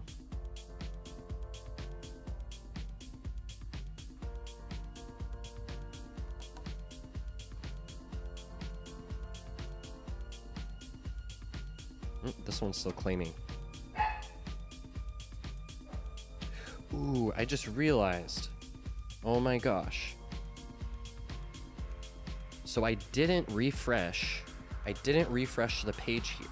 So that means that my key pair did not get regenerated.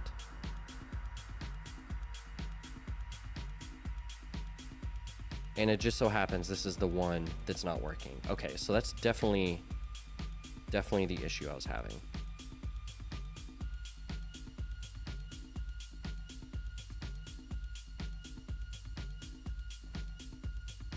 Let's delete all of these.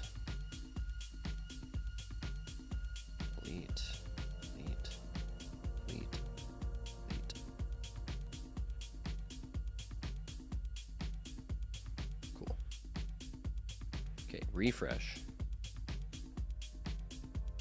2 links for 50 sats each.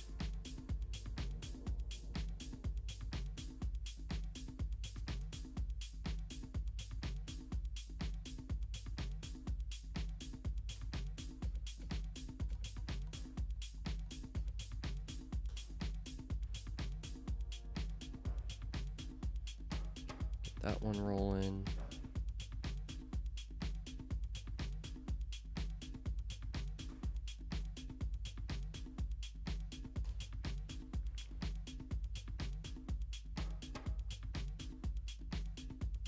$50 just now. There we go. First one is claimed. Let's see if it'll let us use it again. Use my other Lightning address.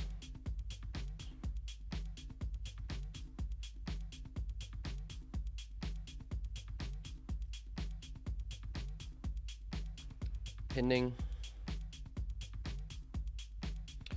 Just now.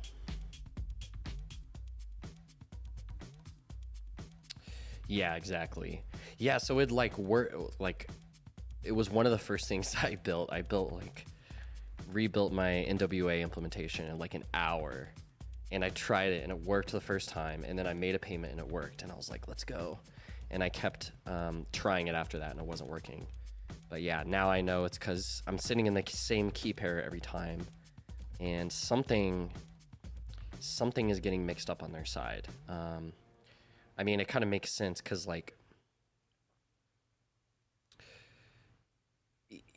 yeah, because it's supposed to be one connection per pub key, because this is what Mutiny has of me from the NWC, is they have my public key.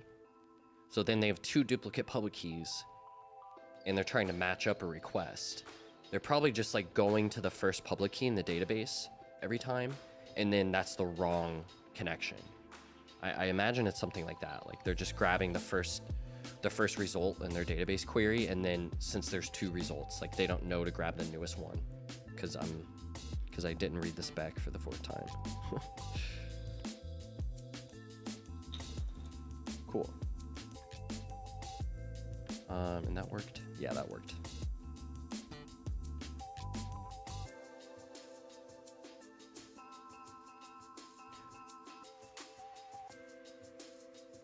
Nice. Okay, so there's some kind of UI I want to do, some extra UI I want to do here around generate with Mutiny to like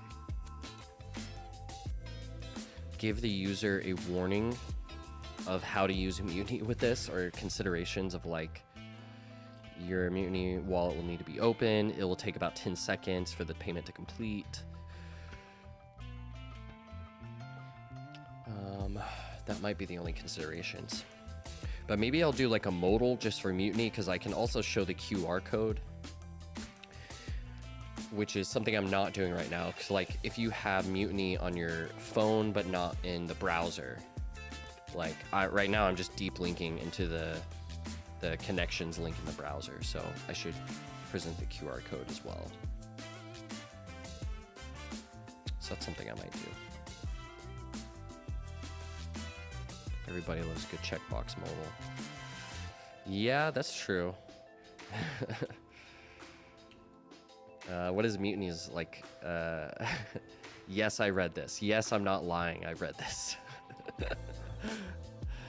For the seed words, that's my favorite.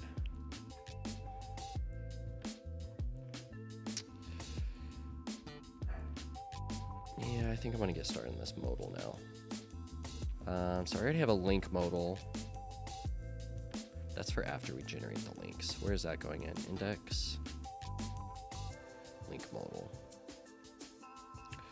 Yeah, maybe I can just copy this and take a similar design, throw a QR code in it. Yeah, let's make a Mutiny modal. Mutiny modal.js.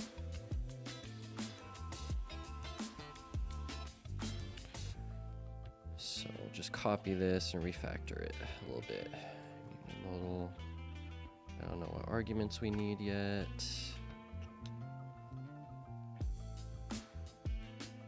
Do I need a copy to clipboard? Maybe.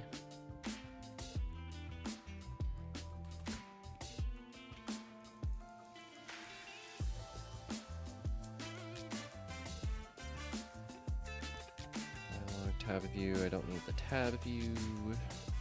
Just need to put stuff.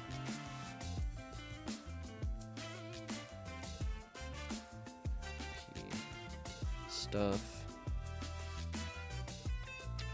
Dialog visible, set dialog visible. Okay, so we need to pass those in. Dialog visible, set dialog visible.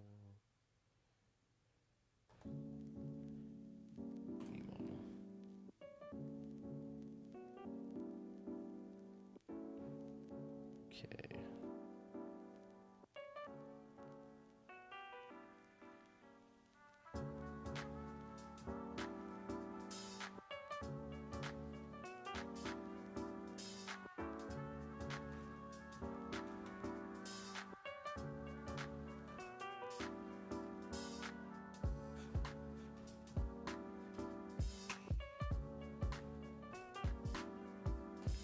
Import mutiny modal. All right, and then on click, I've got handle mutiny submit.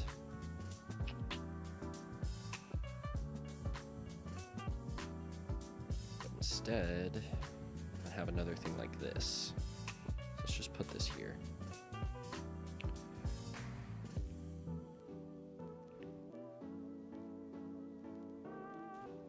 Dialog visible. I need another piece of state for this. That's kind of annoying. I could probably do it a little smarter, but I'm not very smart. So we'll call this dialog visible. Let's call it link modal visible. Link modal visible set.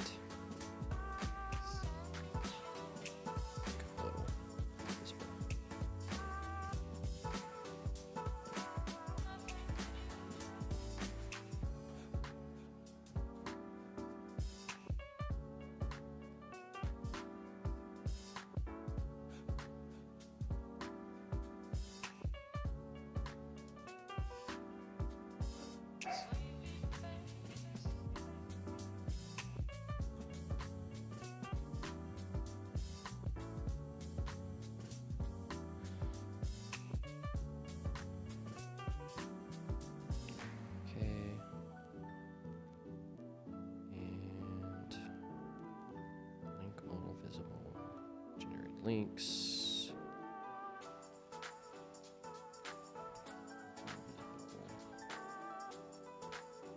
Set link model visible.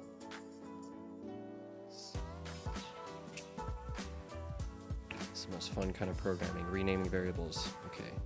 Link model visible.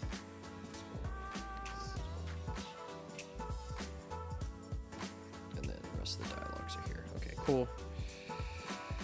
Here just to fix this. Turn this into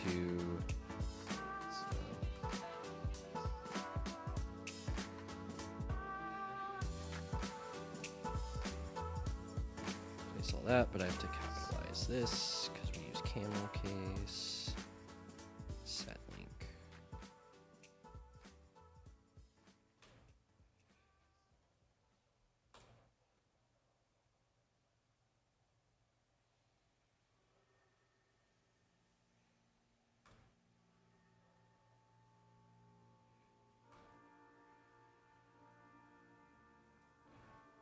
Okay, that looks good. Link model visible.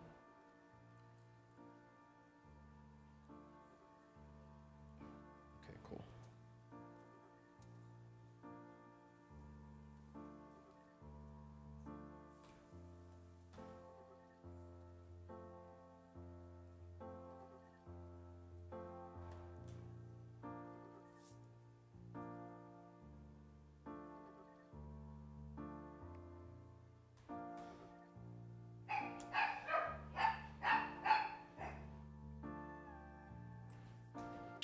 Okay, and I actually only need model visible.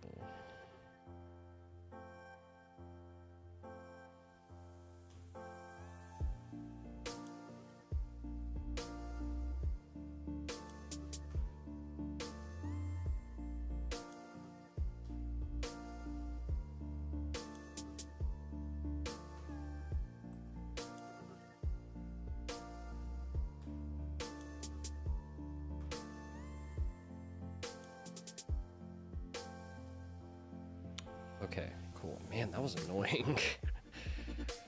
Renaming variables. Okay,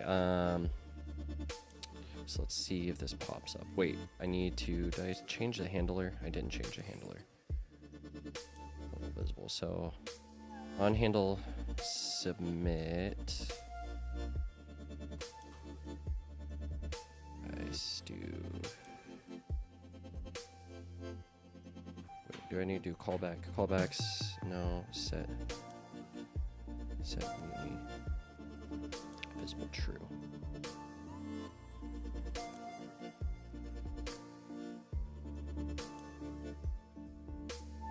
Oh yeah, it won't do it because it needs a secret. And if the secret's there, that means that I've generated a link. So that kind of makes sense, but should have that translate into the enabled, disabled state. So let's actually say this is disabled if not number of link, not sats per link. We can do the same thing for this.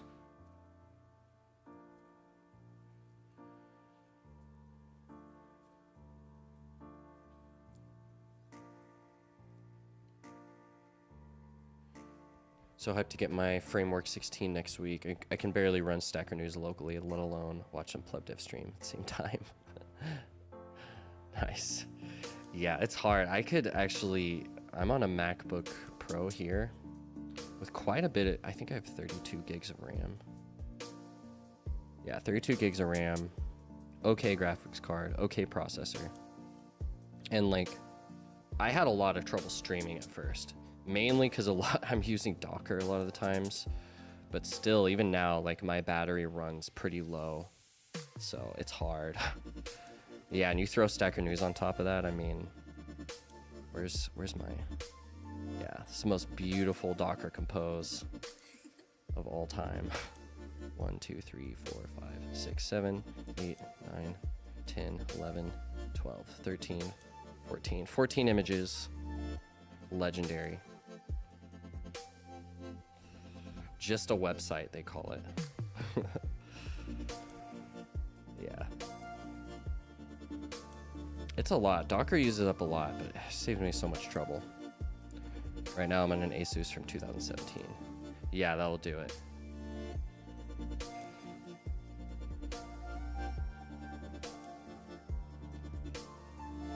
Yeah, I need to get a desktop up here for streaming and stuff like that. It's just so nice to work off of a laptop.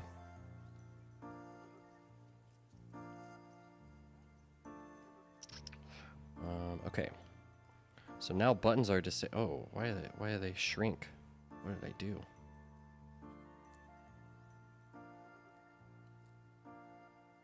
What did I change?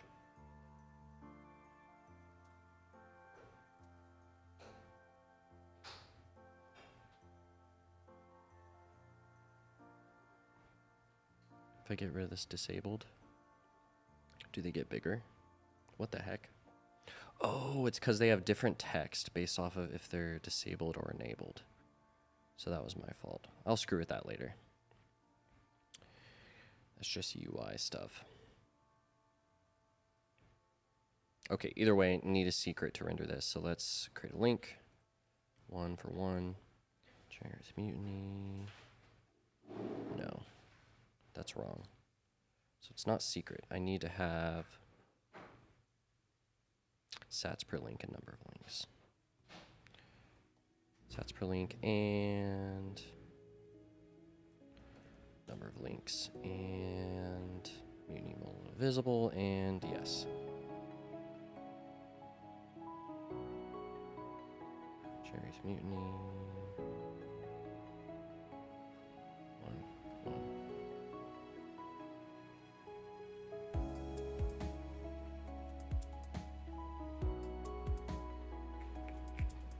What if I just do this?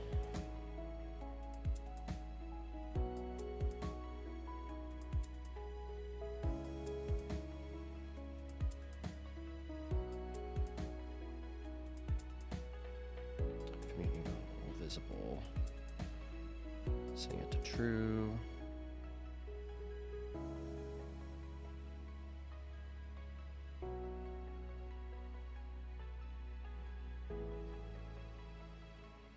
Importing it, saved everything.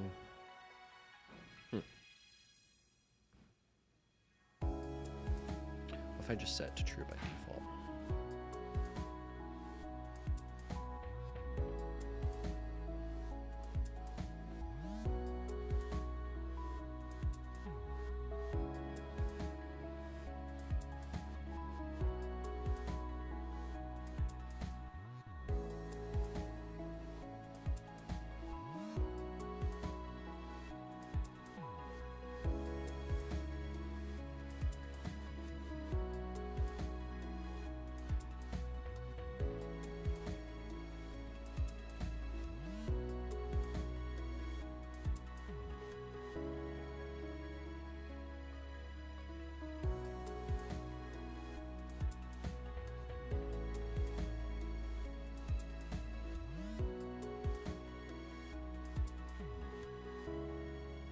Must be doing something dumb here. H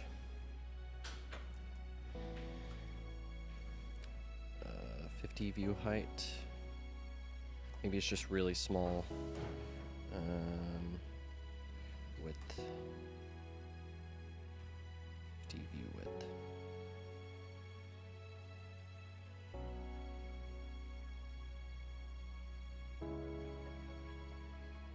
Open by default. No, what is it doing? Okay, let's figure this out. View model visible, set view model visible. Oh my gosh, look at it. It was just mocking me. Mutant.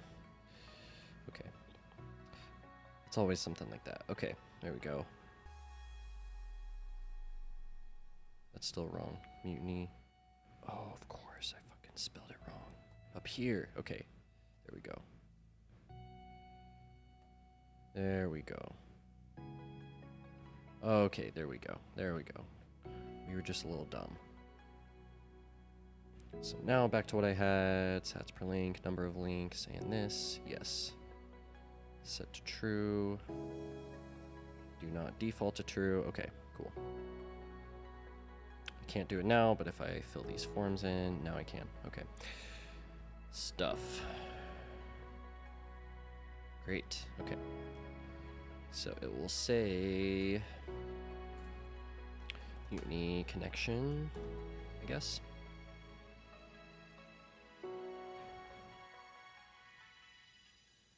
Okay, so there's stuff we want to say. What do we want to say?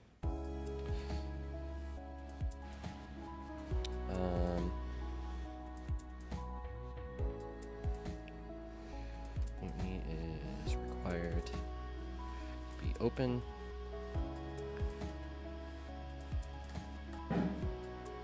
Receiver to redeem their link directly from your wallet.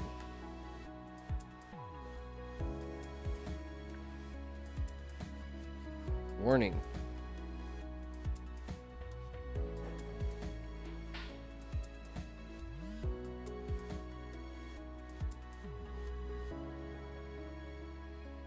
And now I can bring in my mutiny button.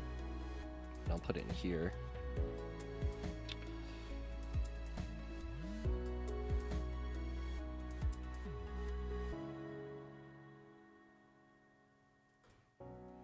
Mutiny button.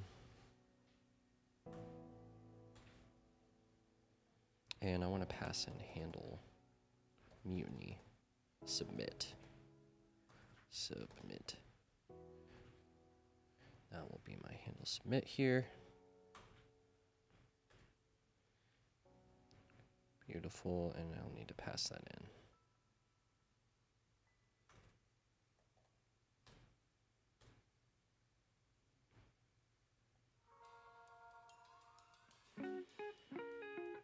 Cool. Also want a QR code. I'll probably use QR code React. That's what I always use. I don't even know if I should be using another library. Is there a BBQR for NPM? NPM BBQR.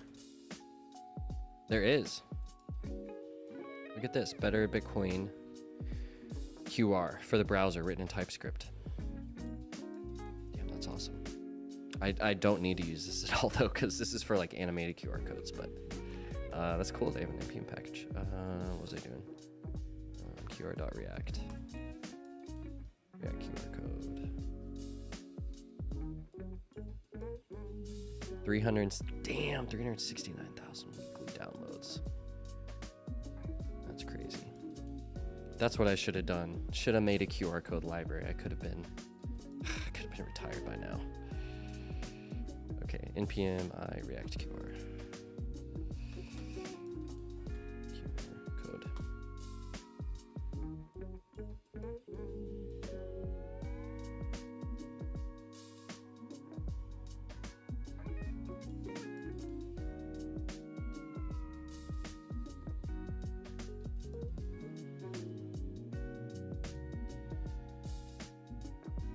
Found React 18.3.1, blah, blah, blah.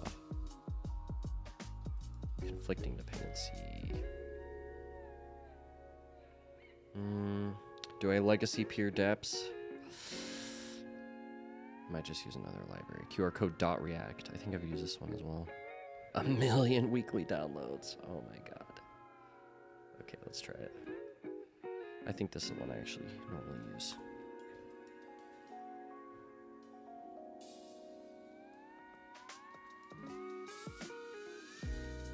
Okay, that one worked.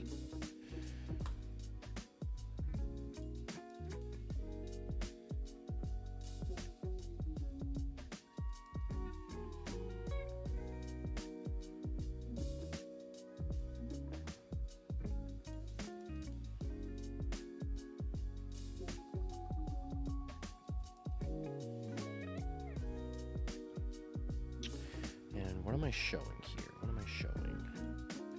I might want to move the NWA logic inside of here as well, just to get it out of index. That was smart.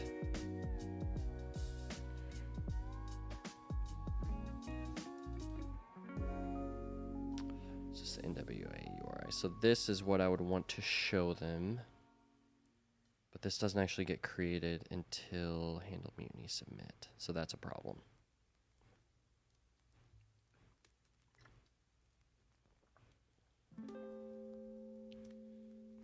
So let's start to move this. Over to Mutiny Mobile.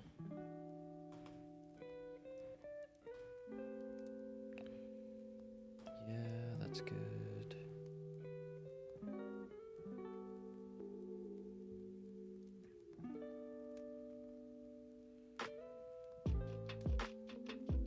And this is fetched events and secret.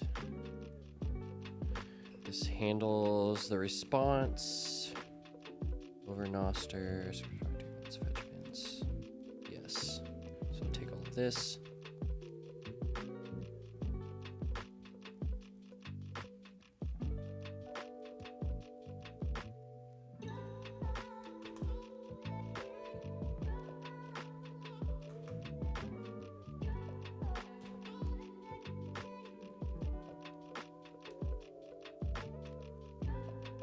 Events and secret.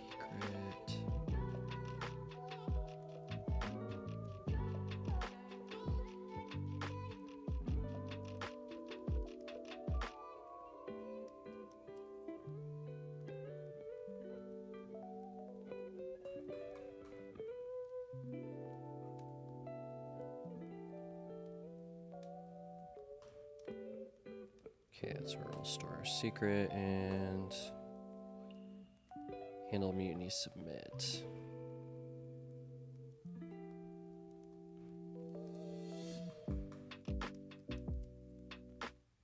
Okay, that actually wasn't so bad. We'll see, we're not done yet.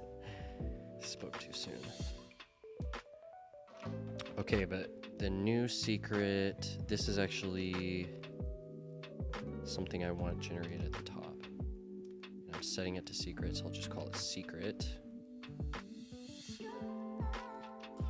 Const.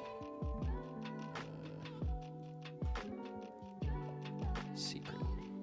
And I'll get rid of this use state, don't need this.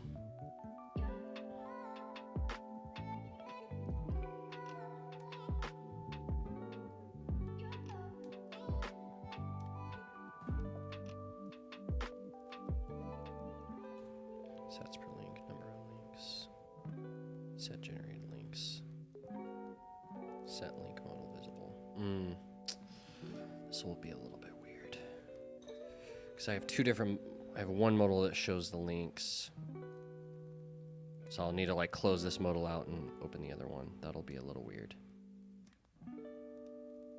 What is this? What is this comma here? Has already occurred. Oh yeah, I don't need to pass it in. There's no set secret. Require commands, budget, identity. That's all good.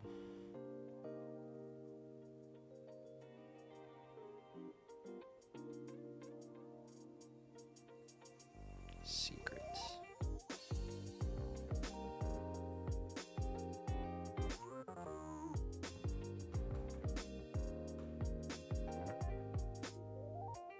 Okay, put this down here. Except for the budget, this needs the arguments. So I'll just put all of this in scope.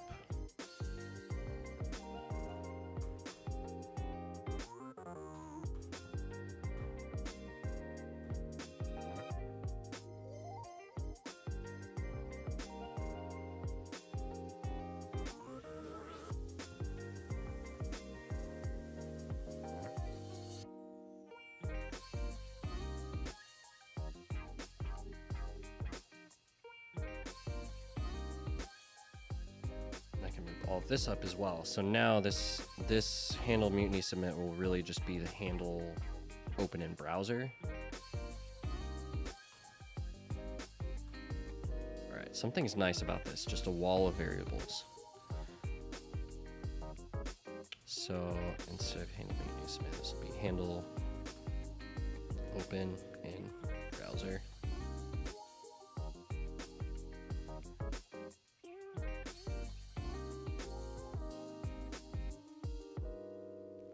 That's what this will do now.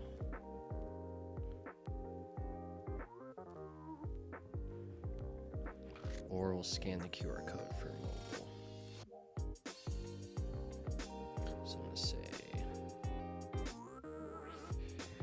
scan this QR if you have a wallet.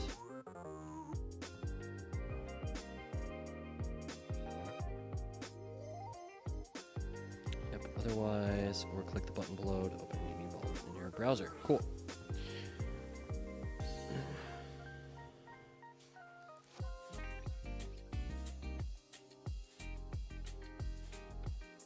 Can I have this on-click copy to clipboard? Beautiful. Love to see that. Okay.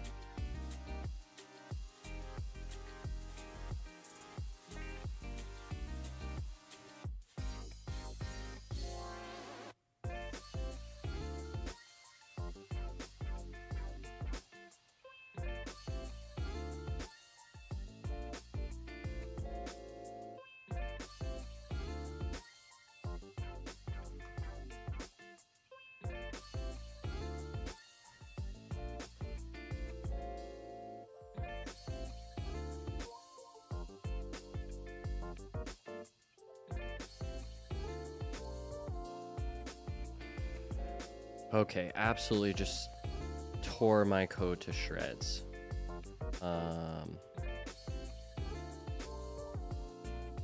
Wonder if all of this will still work though.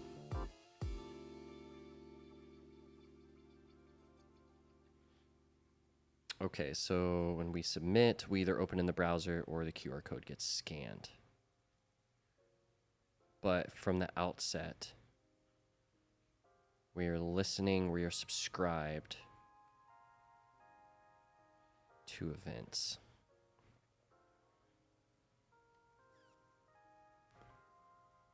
And we're waiting for fetched events, where the tag equals the public key. What events am I subscribing to again? So let's go here. No. Books you subscribe to events. Bunch of relays.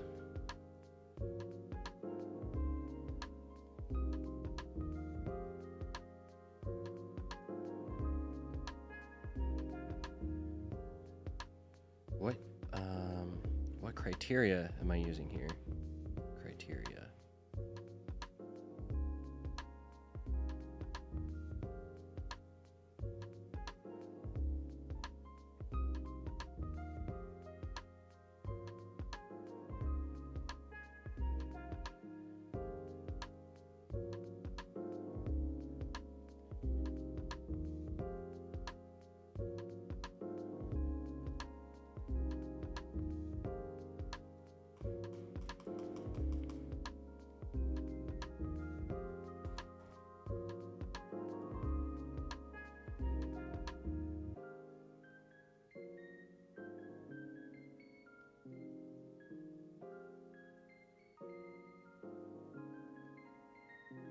Am I using this hook wrong? I'm literally, wait, subscribe to events is where you pass. Okay, it's where you pass the criteria.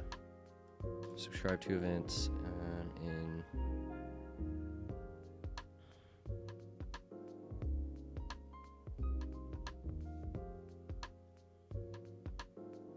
Where is it called? Ah, okay, here we go. So, kinds 33194 since date.now.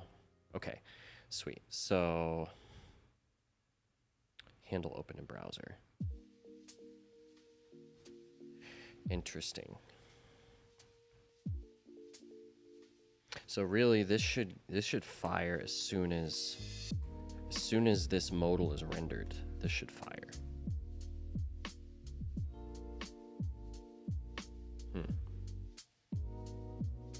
How should this go? Because I don't know if the user is going to scan the QR code or not. If they...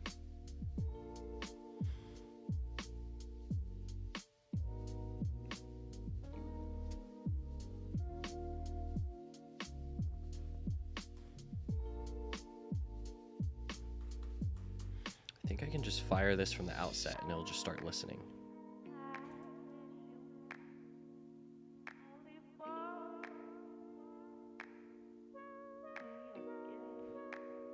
Let's throw it in a use effect. And we'll fire it at maybe a little safer of a time. Oh wait, no, I can't do this. This is a... No, it's not a hook within a hook. Never mind.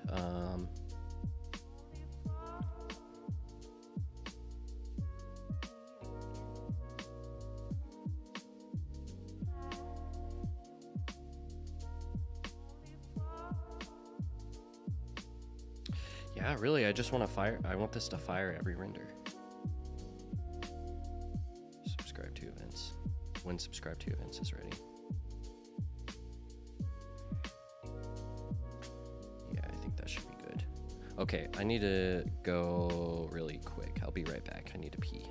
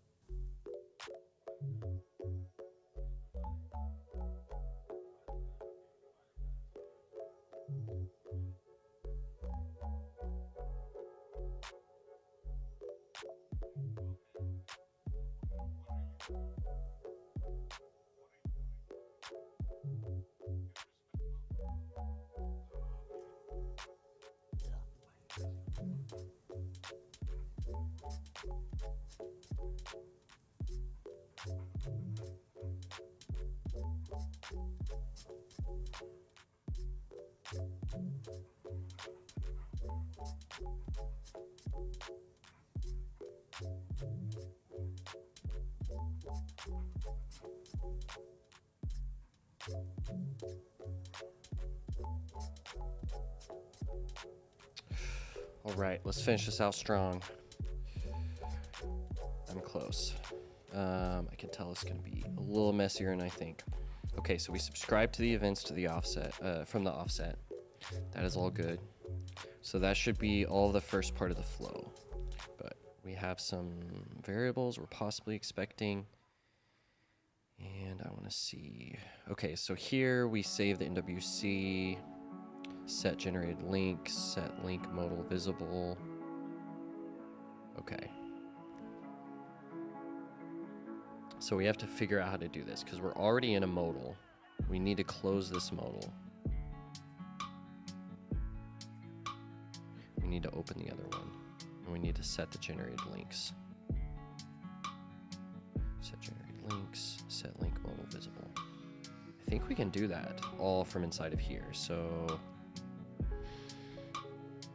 pass in even more variables.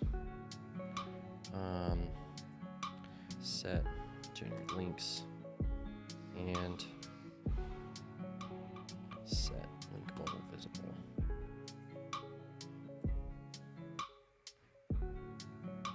Sweet.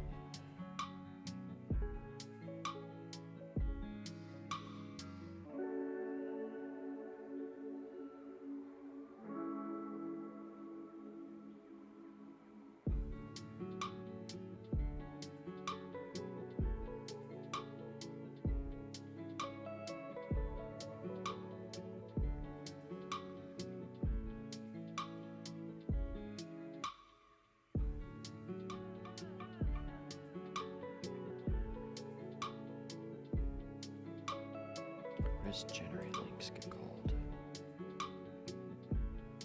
I need generate links too, so I have to pass that down.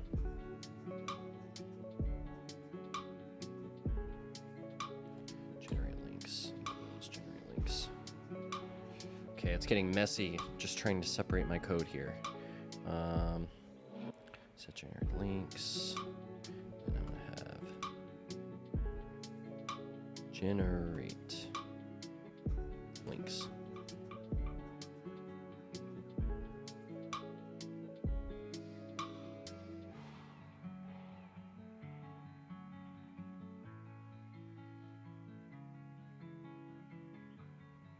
Okay, cool. So then we got generate links equals wait, generate links. Set the generated links, which will set it in the component above. And then we set the link modal in the component above visible to true. But really we should, what happens if I set mutiny modal visible false? I don't even have that setter in here. No, I do. Set mutiny modal visible. Let's try it. Am I passing that in? Mutiny modal, set mutiny modal. Yeah. Okay, let's try it.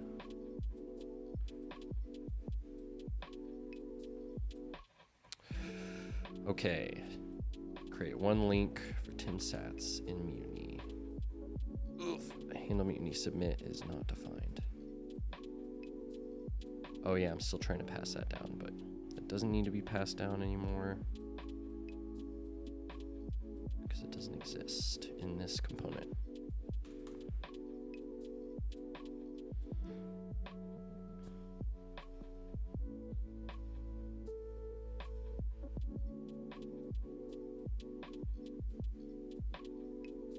Okay. One link for 10 sats. Crypto.randomBytes is not a function. There's There's no crypto. Oh, I do import crypto from crypto. Okay. That's easy. Okay. Anything else? Axios. Anything else? Encrypt NWC URL. What is that?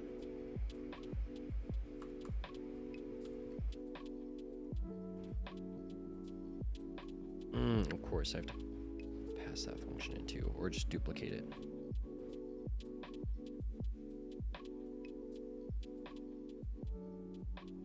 Just duplicate it for right now. Nah, screw it, we'll pass it down. We're already passing down the whole world. Encrypt. Encrypt. WC URL.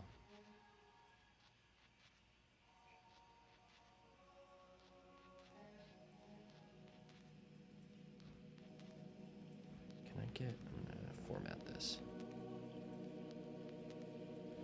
Can I get this like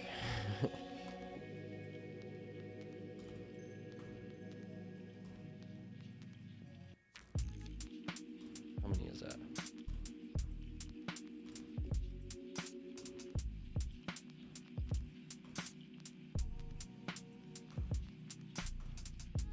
Okay, that'll be fine. All right, let's try it again. One link, 10 sats, and use subscribe to events is not a function.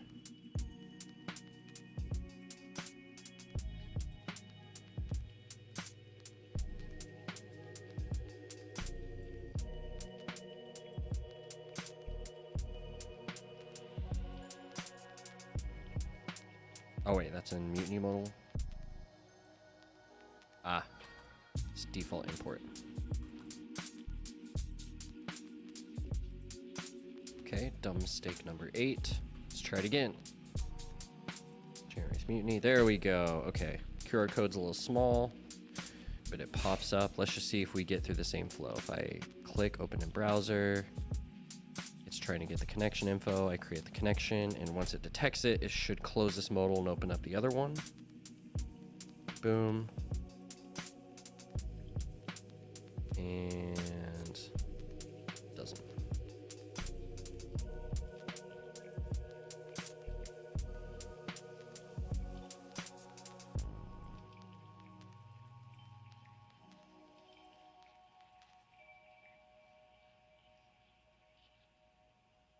Okay, just missed the response. So let's see what happens here if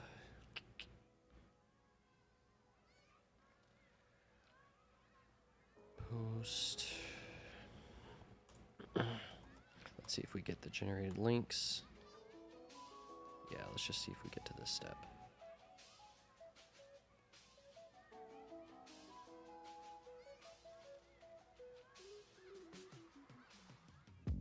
No, we would have gotten a success message from show toast, use toast, show toast from use toast. So I never got this toast message. So that means I failed somewhere before here.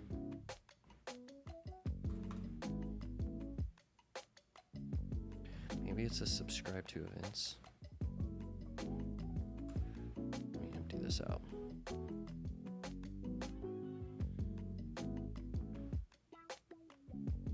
I'll just say we got it. Console.log. We got it.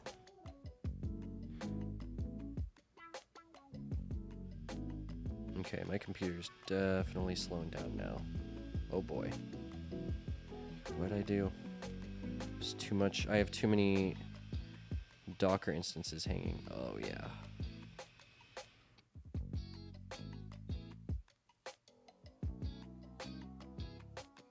Oh yeah, fate might be calling. Oh no.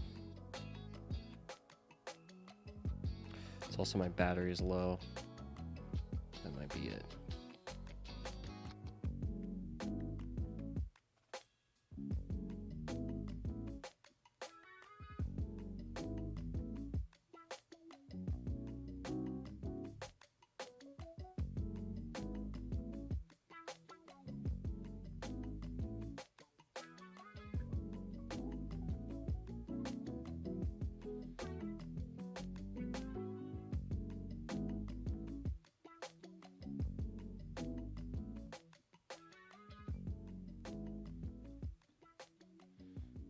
see how much memory we're using.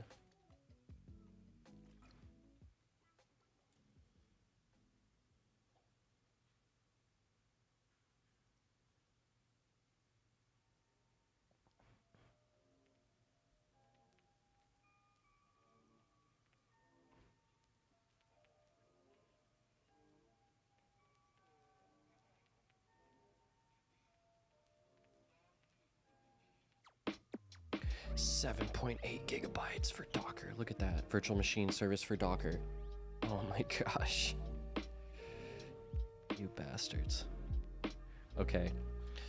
Well, that will have to do it for here. I wanted to get this final piece working, but my computer is slowly crashing, so I'll end while I'm ahead. But thanks for you all that joined. As always, hit me up if you are interested in learning how to code or